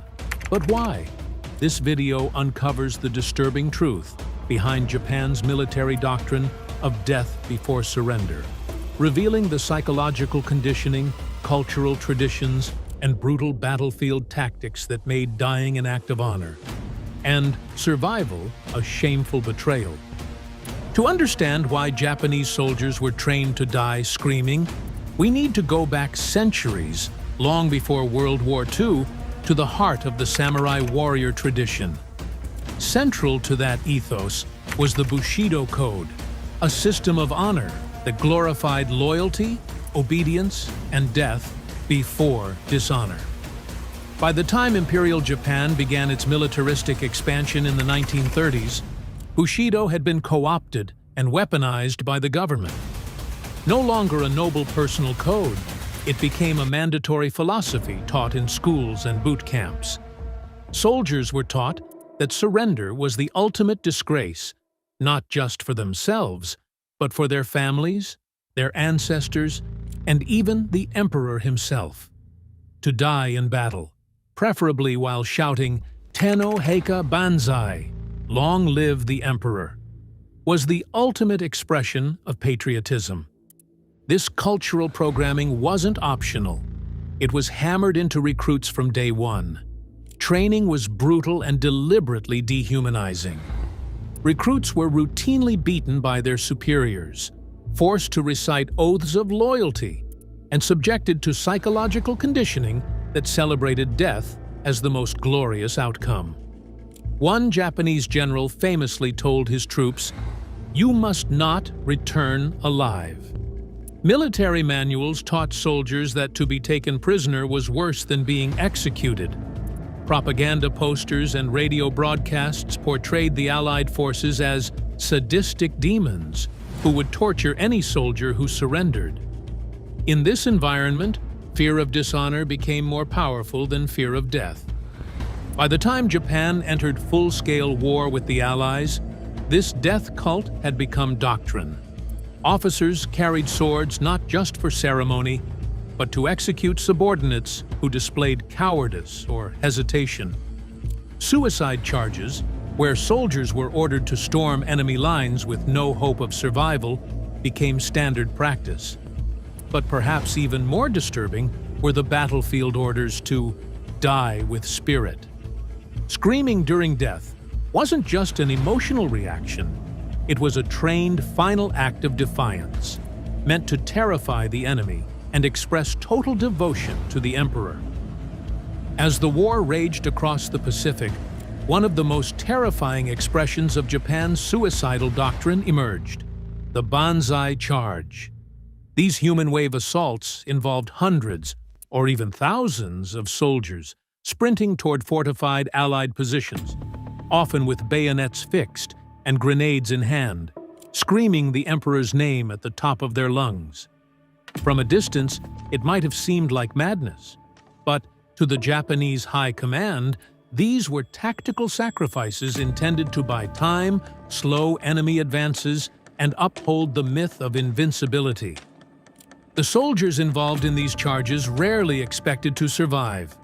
Often, they were issued one-way rations. Many were forced to write letters home as if they were already dead. The screaming wasn't random. It was part of the theater. It created psychological shock on the battlefield, both for the attackers and the defenders. For the Japanese, it was a final release of fear and emotion. For Allied soldiers, the sound was nightmarish. One American Marine recalled in his memoir, "You could hear them coming, shouting, wailing like ghosts. And then they were on us, stabbing and slashing. It was like fighting the dead." These charges rarely achieved their objectives. At battles like Saipan, Peleliu, and Tarawa, they resulted in massive Japanese casualties with minimal Allied losses. But despite the futility, the practice continued. Because it wasn't about winning, it was about dying the right way. Officers would sometimes shoot any soldier who hesitated to join the charge. Survivors were disgraced. And when a charge failed, the wounded often committed suicide in the field rather than be captured. Grenades were used not as weapons, but as tools for self-immolation, clutched to the chest with the pin pulled, sometimes even used on wounded comrades to prevent capture. By the final years of the war, Japan's battlefield losses were catastrophic, but the culture of death only grew stronger. It became ritualized. Screaming one's final words while charging into gunfire wasn't just permitted, it was expected. Entire units were trained to treat death as performance, a loud, violent, terrifying display of loyalty. Perhaps the most infamous expression of Japan's suicidal war culture came in the form of the kamikaze, pilots ordered to crash their planes into enemy ships in deliberate suicide attacks. These men were not given ejection seats. They were not meant to return. Selected for their youth and ideological purity, they were often told they were lucky, chosen for a sacred mission that would bring honor to their families. Before flying out, many would attend rituals, drink sake, write final poems, and pose for photographs. Smiling, brave, doomed. The government framed these missions as selfless acts of national salvation. Propaganda made it seem glorious, romantic. But behind the curtain, the truth was far darker. Many pilots were coerced or guilt-tripped into volunteering.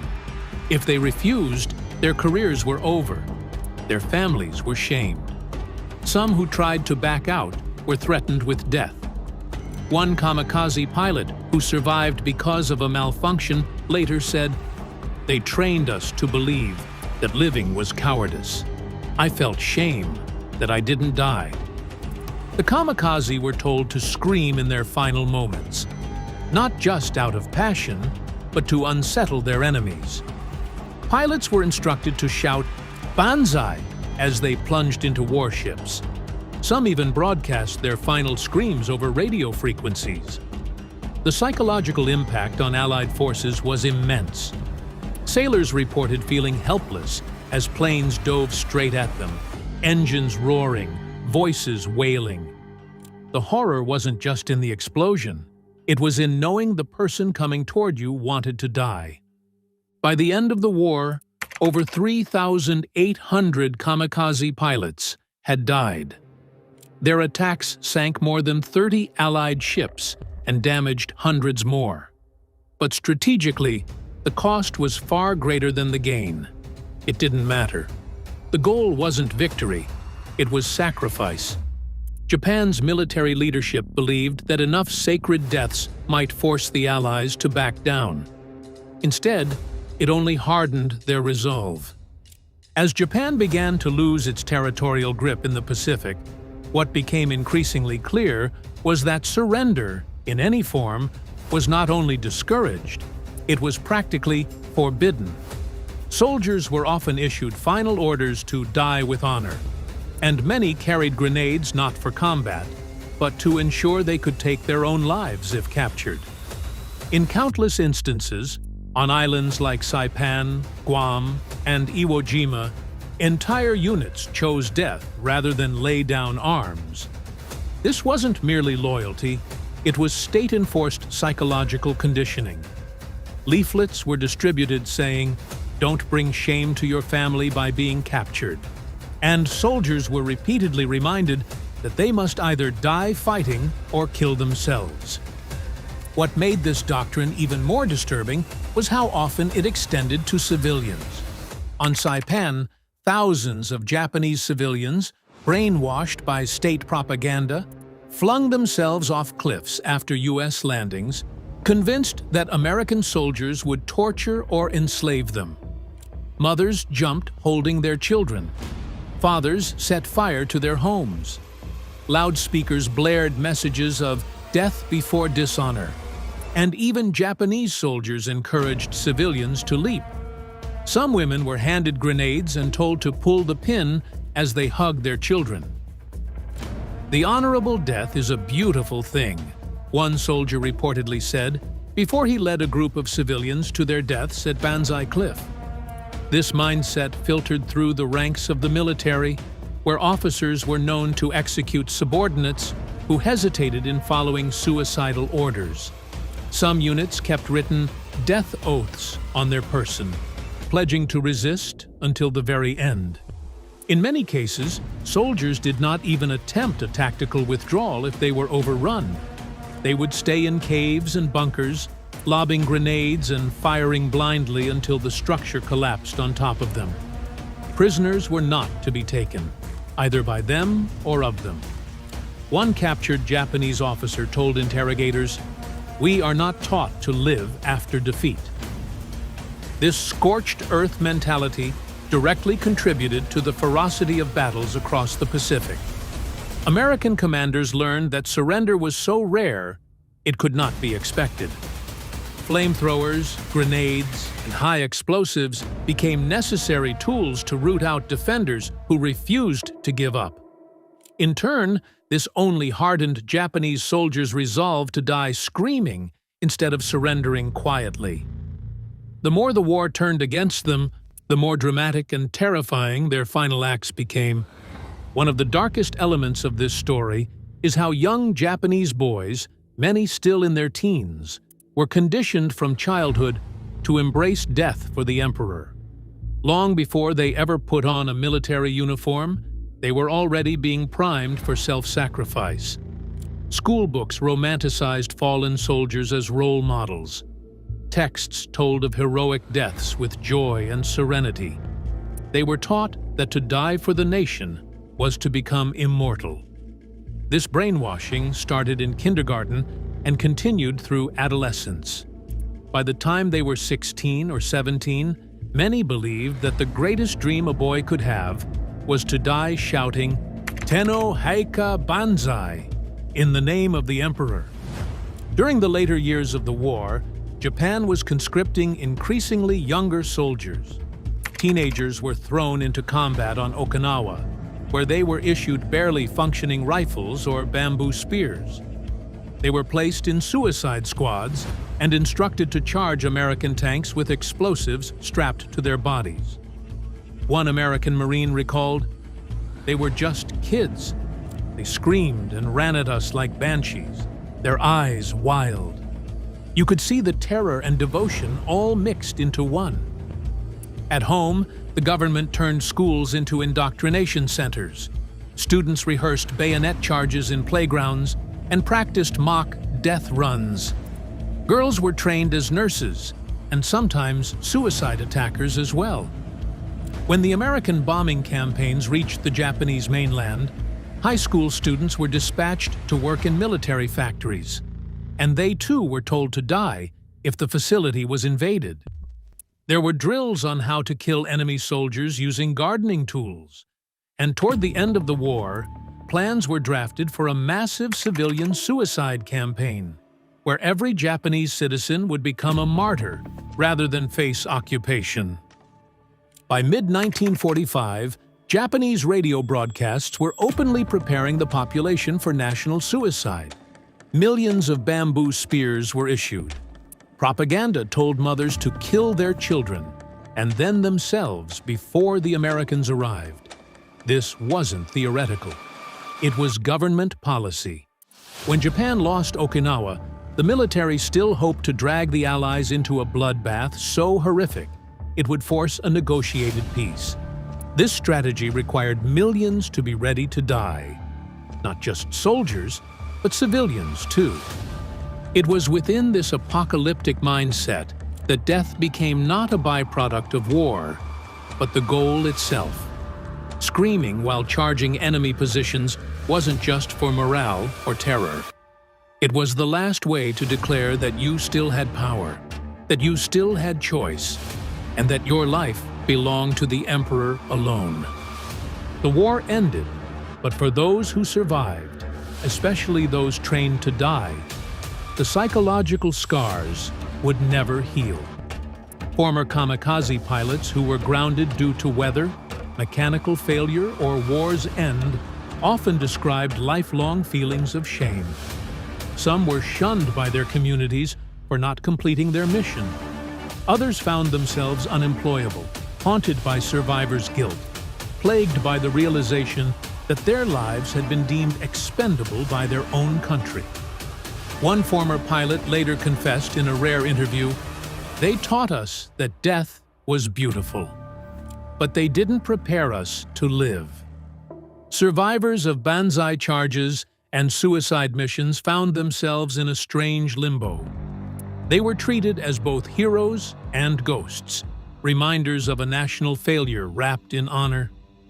Many never spoke of their experiences. Some committed suicide in peacetime, unable to reconcile their survival with the deaths of their comrades. Even more complicated was Japan's relationship with its own war dead.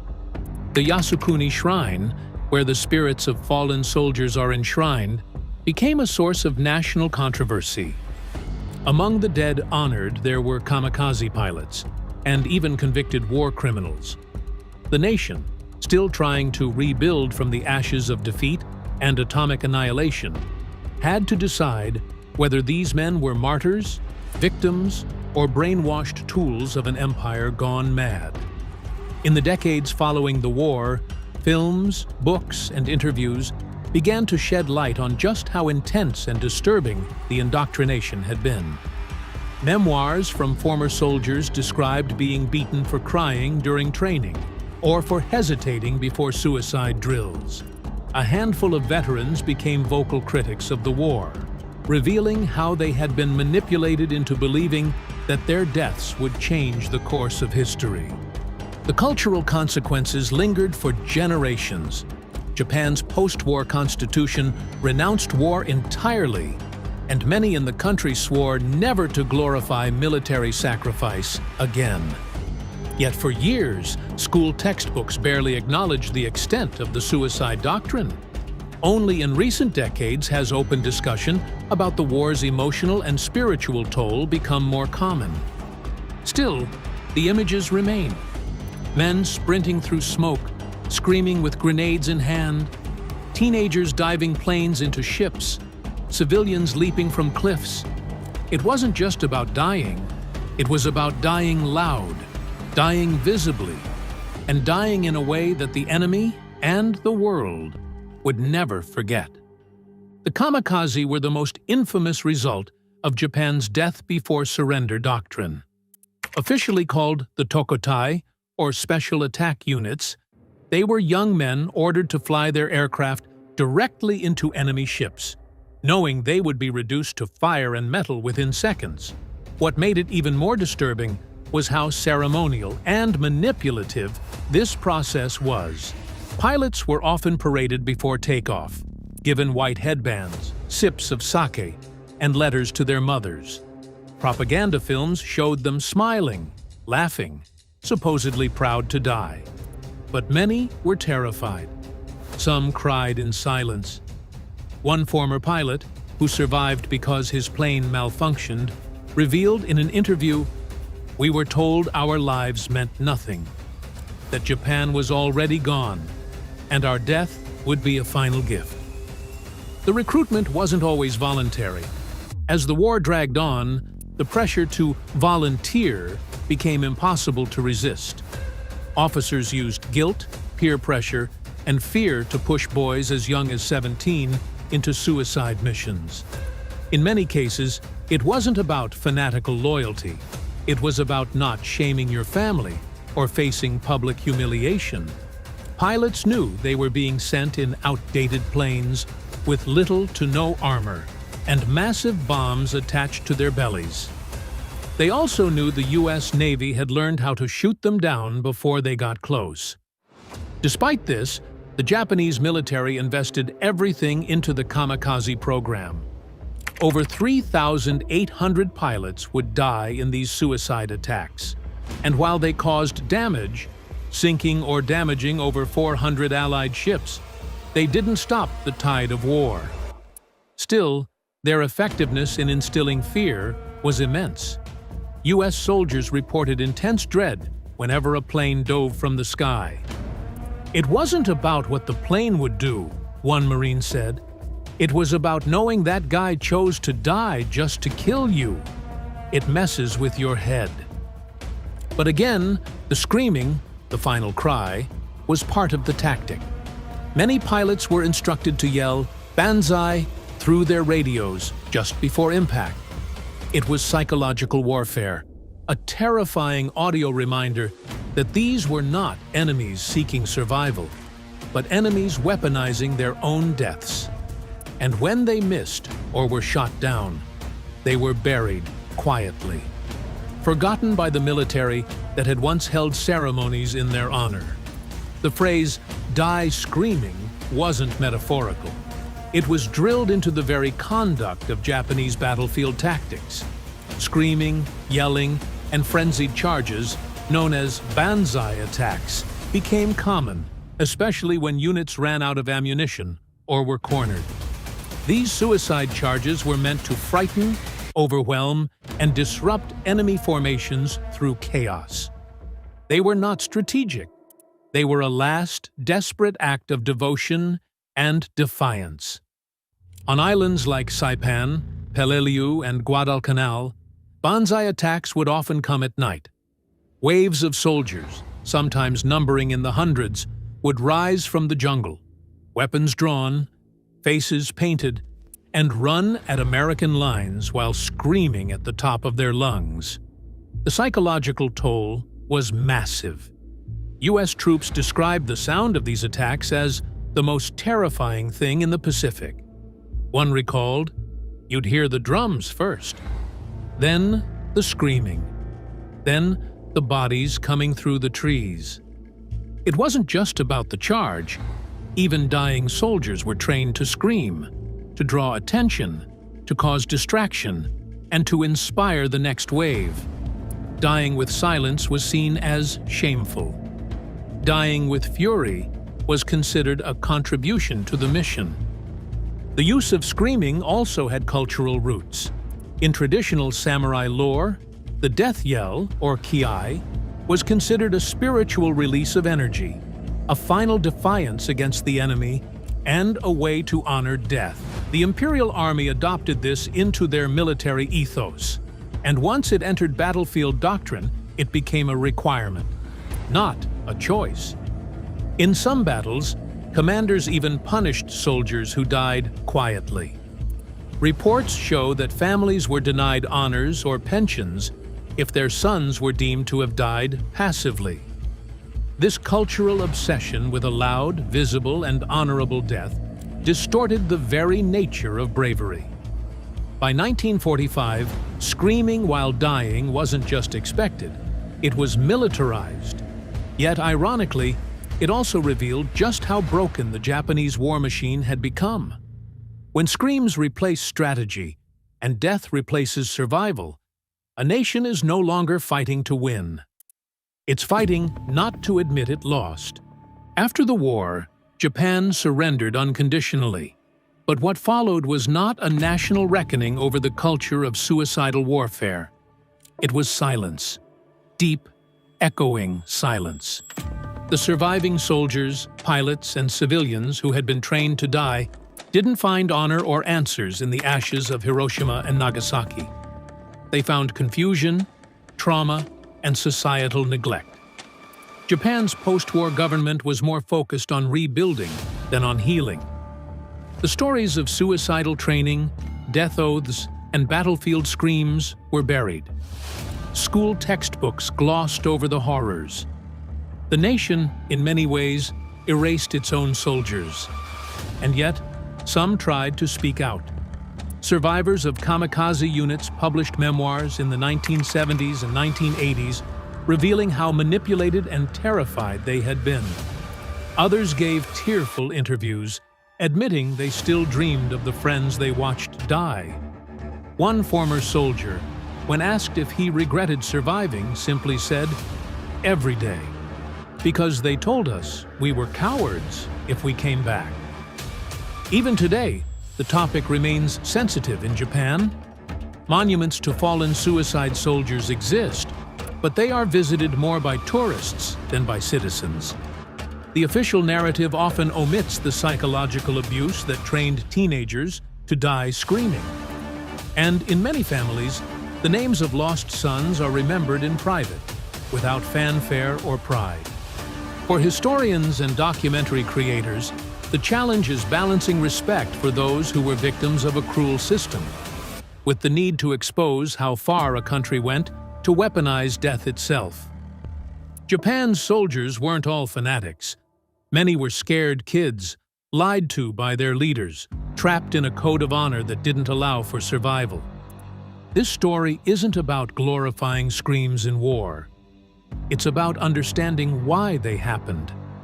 Because when death becomes doctrine and screams become strategy, we don't just lose lives, we lose humanity. Beneath the black sands of Iwo Jima lay a hidden world few Americans expected to find. Miles of tunnels carved into volcanic rock, filled with soldiers who had vowed never to surrender. What U.S. Marines discovered in those tunnels was beyond imagination. Booby-trapped passageways, hidden hospitals, final stands, and mass suicides. Some stories were so haunting they were buried in silence for decades. In this video, we'll uncover the entire truth. And by the end, you'll see why what they found deep underground still shocks the world to this day. At first glance, Iwo Jima looked like nothing more than a speck of volcanic rock in the middle of the Pacific. Barely 8 square miles in size, blasted by sulfur fumes and covered in jagged terrain, it seemed an unlikely place for one of the bloodiest battles of World War II. Yet for both Japan and the United States, this island was a prize of immeasurable value.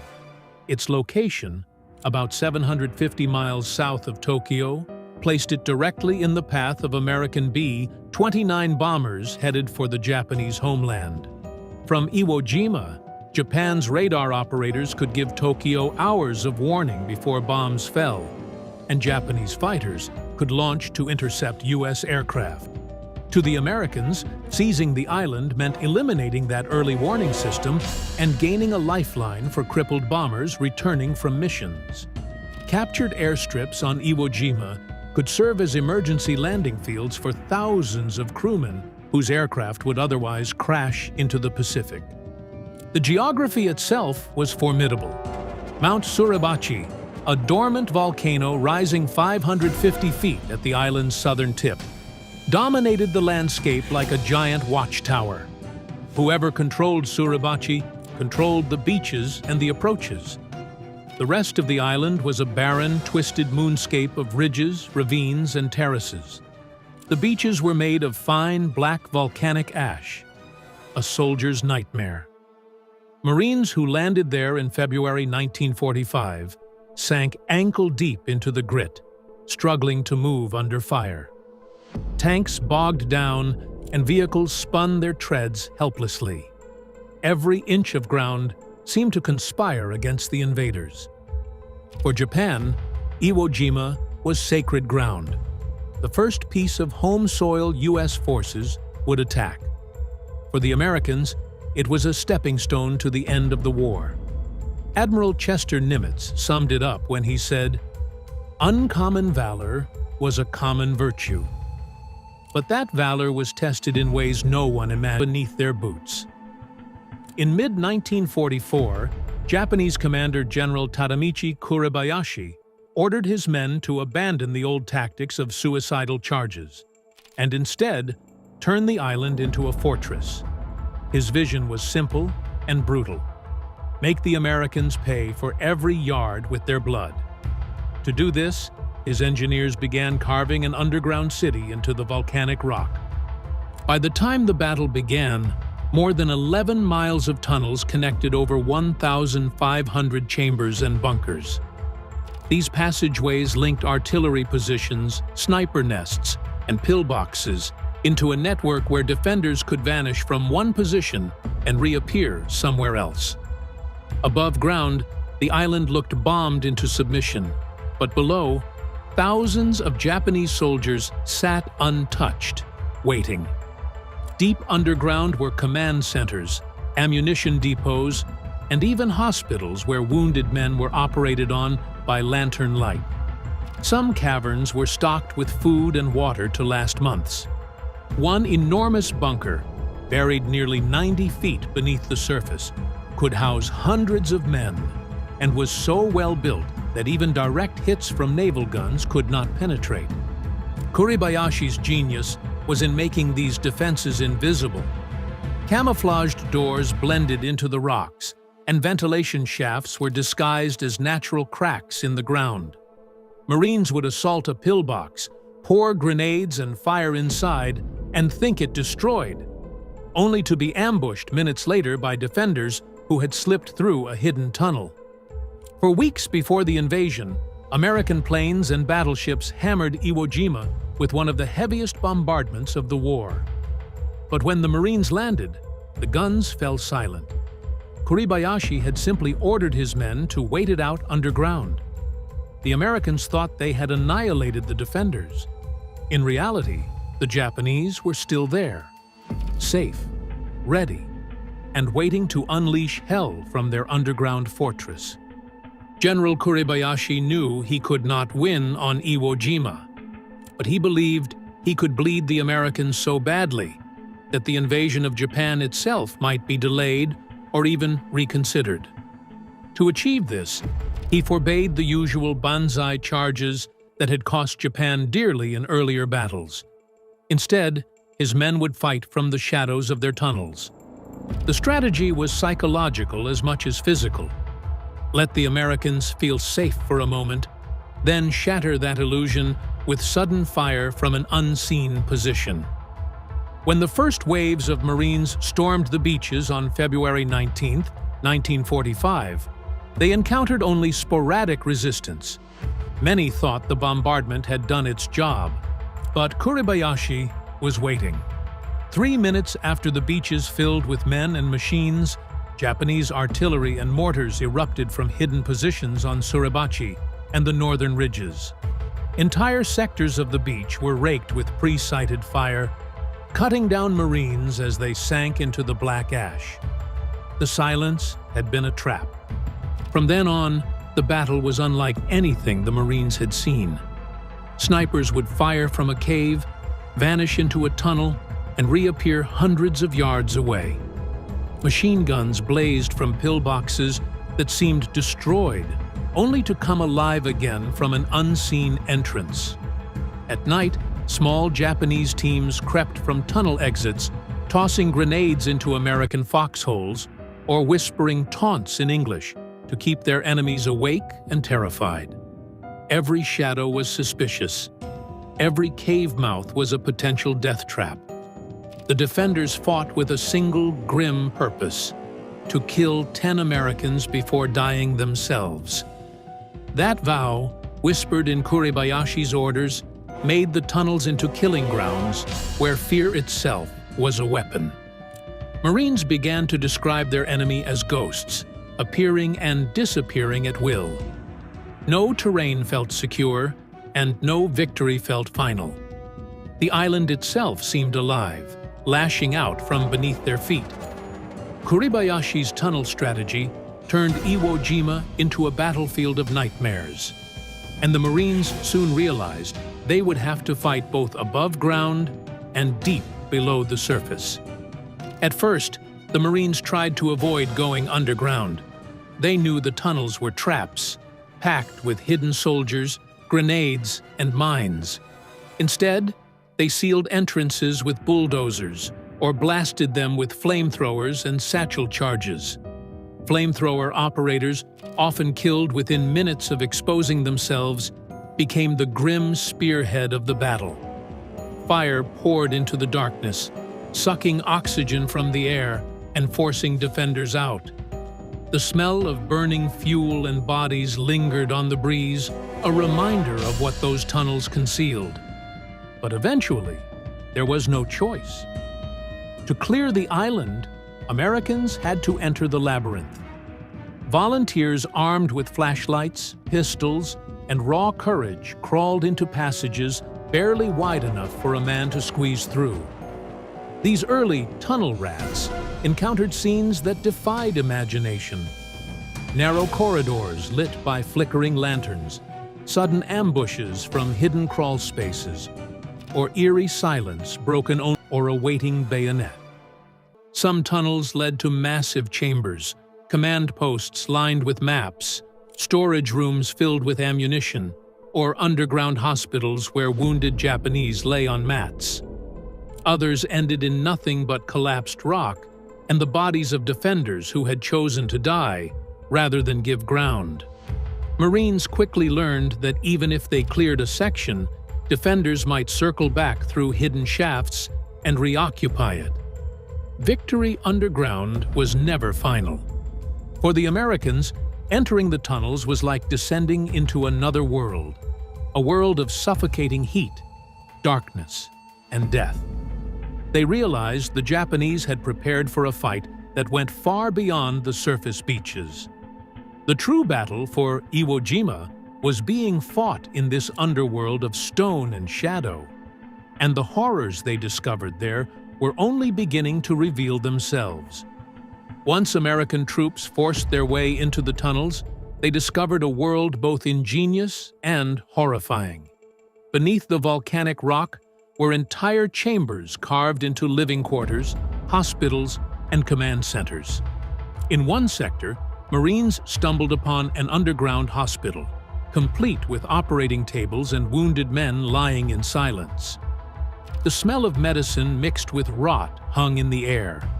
Some Japanese medics raised their hands in surrender, others clutched grenades to their chests, choosing to die alongside their patients. Every tunnel was a gamble. Many were rigged with booby traps, tripwires tied to grenades, pressure plates linked to explosives, or hidden charges buried in walls. A single misstep could bring the ceiling down in an instant. Marines advancing cautiously would sometimes find themselves in what looked like an empty room, only to hear a faint scrape, a defender emerging from a crawl space behind them. The Japanese had mastered the art of turning their fortress into a death maze. Then there were the final stands. Groups of defenders would barricade themselves inside a chamber, refusing to surrender even as Americans sealed the exits or poured in fire. In some cases, entire squads detonated explosives en masse, killing themselves rather than be captured. Other chambers revealed eerie scenes of mass suicides, bodies lying side by side, rifles stacked neatly nearby, with grenades used as the final act of defiance. One Marine later wrote that it was like stumbling into a tomb where death had been carefully arranged. The tunnels also revealed the personal side of the enemy. Marines found family photographs, letters, and good luck flags covered with farewell messages from loved ones. These relics reminded them that their foe, though ferocious, had been human. Fathers, brothers, and sons trapped in an impossible situation. Yet sentiment could not erase the danger. For the Americans, every chamber was a potential ambush, every object possibly a trap. The deeper they went, the more they realized these tunnels were not just defensive works. They were underground shrines of sacrifice, built to ensure Japan's soldiers could fight and die to the very last man. As the battle dragged on, the tunnels became scenes of desperation and tragedy. Cut off from supplies, surrounded by flames and explosives, many Japanese soldiers faced only two choices: surrender, which their commanders had branded dishonorable, or death. Most chose death. In chamber after chamber, Marines found the evidence. Bodies clustered around empty ration cans, men who had starved rather than give up. Others had pulled the pins on grenades, leaving blackened walls and shattered remains. Entire groups gathered in ritual suicide, some cutting their bellies with bayonets in the act of seppuku, others clenching explosives in a final embrace. Survivors sometimes crawled out, dazed and burned, only when suffocation and thirst forced them into the open. General Kuribayashi himself, the architect of the tunnel defense, is believed to have died in this way. His body was never positively identified. Accounts suggest he either joined a last desperate attack or took his own life in a sealed chamber, buried with his men. To this day, his exact fate remains one of the mysteries of Iwo Jima. For the Marines, confronting this level of fanaticism was shocking. They were trained to expect prisoners, but in Iwo's tunnels, surrender was rare. Out of more than 20,000 defenders, only a few hundred were taken alive. The rest died underground. Some Marines admitted later that they came to fear the silence more than the gunfire. A quiet tunnel often meant that somewhere deeper inside, a group of soldiers was preparing to blow themselves up, and anyone else who entered. The sheer scale of these suicides stunned American troops. They realized they were not just fighting an army. They were battling a mindset that placed honor above life. It turned every tunnel into a potential grave, every chamber into a place where men had made their last stand. When the Americans finally secured the island, they knew they had battlegrounds. They were nightmares etched into the memories of those who survived them. For the Americans who entered, the experience was so surreal that many struggled to find words years later. Corporal Charles Lindbergh, one of the men who helped raise the first flag on Mount Suribachi, described fighting the Japanese as like battling ghosts. They came out of the ground, vanished into the ground, and the ground itself seemed alive. Marines recounted how the sudden hiss of a flamethrower igniter or the echo of a Japanese voice in the darkness could chill their blood more than the roar of artillery. Army Sergeant Jack Keogh, part of the 147th Infantry Regiment tasked with mopping up after the island was declared secure, remembered venturing into tunnels where silence was worse than combat. It just was kind of spooky. Those caves stayed with me forever. Every time I went down into a mine years later, I had nightmares of Iwo Jima. His testimony reveals that the tunnels didn't just test nerves in 1945, they haunted men for the rest of their lives. Japanese survivors told their own haunting stories.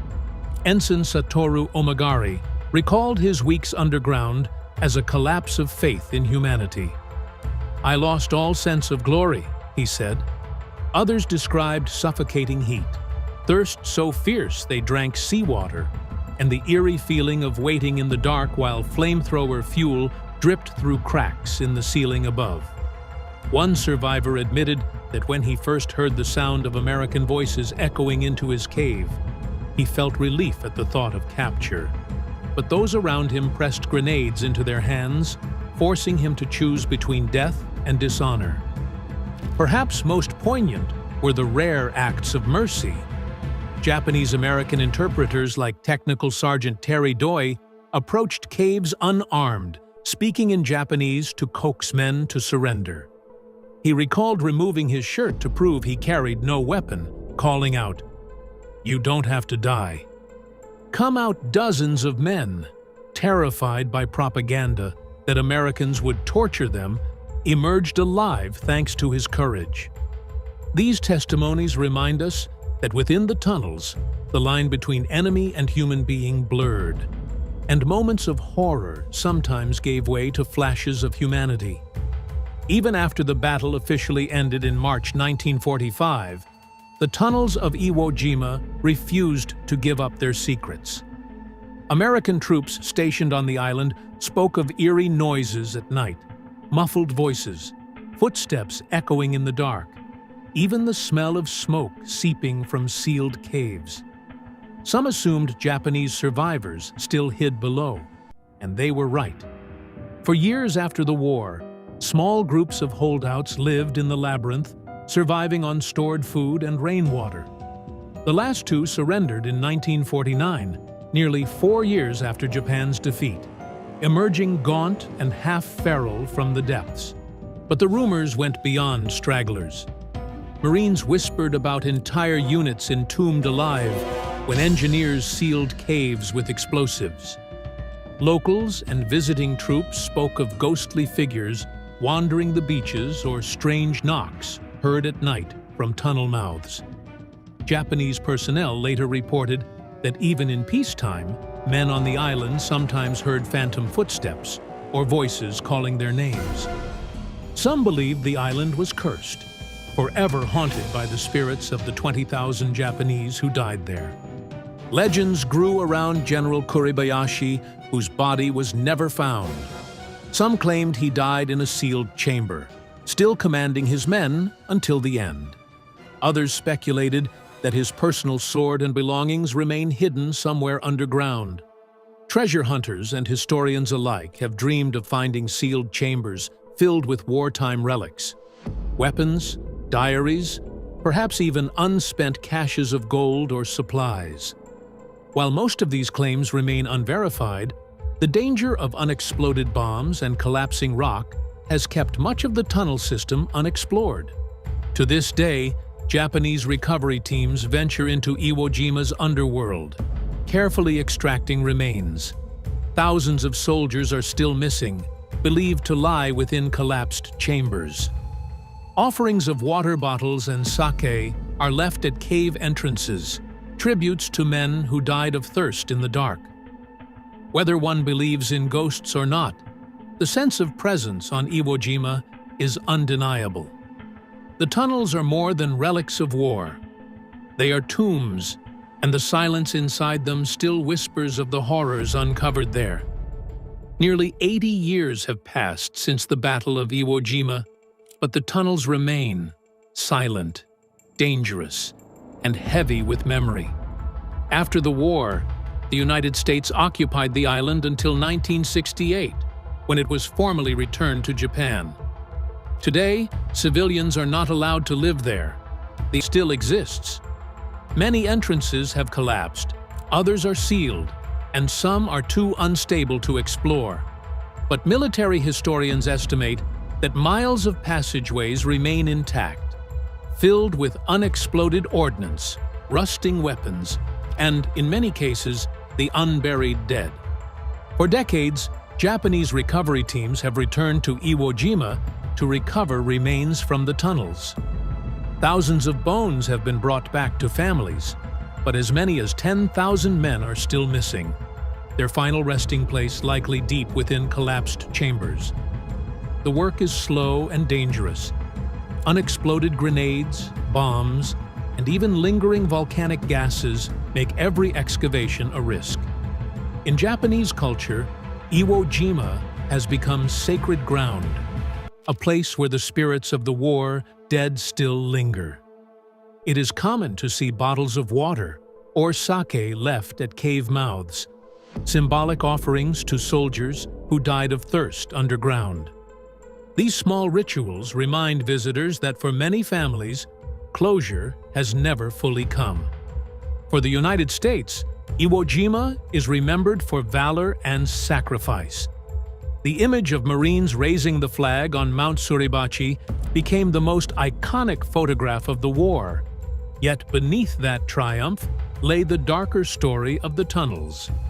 Veterans who returned for memorial ceremonies have described walking past sealed entrances and feeling an almost physical weight pressing from within. Immortalized in films and books, flags of our fathers, letters from Iwo Jima. Stories that try to bridge perspectives of both sides. They remind new generations that the battle was not just fought above ground, but in a hidden world of smoke, fire, and silence. Military scholars continue to study Kuribayashi's tunnel defense as a grim masterpiece of fortress warfare, one that turned a tiny island into a tomb. Today, the tunnels stand as a warning and a memorial. They show the extremes of human determination to defend, to resist, to endure, but also the horrors such resolve can unleash. For those who enter them, the darkness is not empty. It is alive with memory. The tunnels of Iwo Jima are not just relics of war. They are graves, monuments, and whispers of a past that refuses to be forgotten.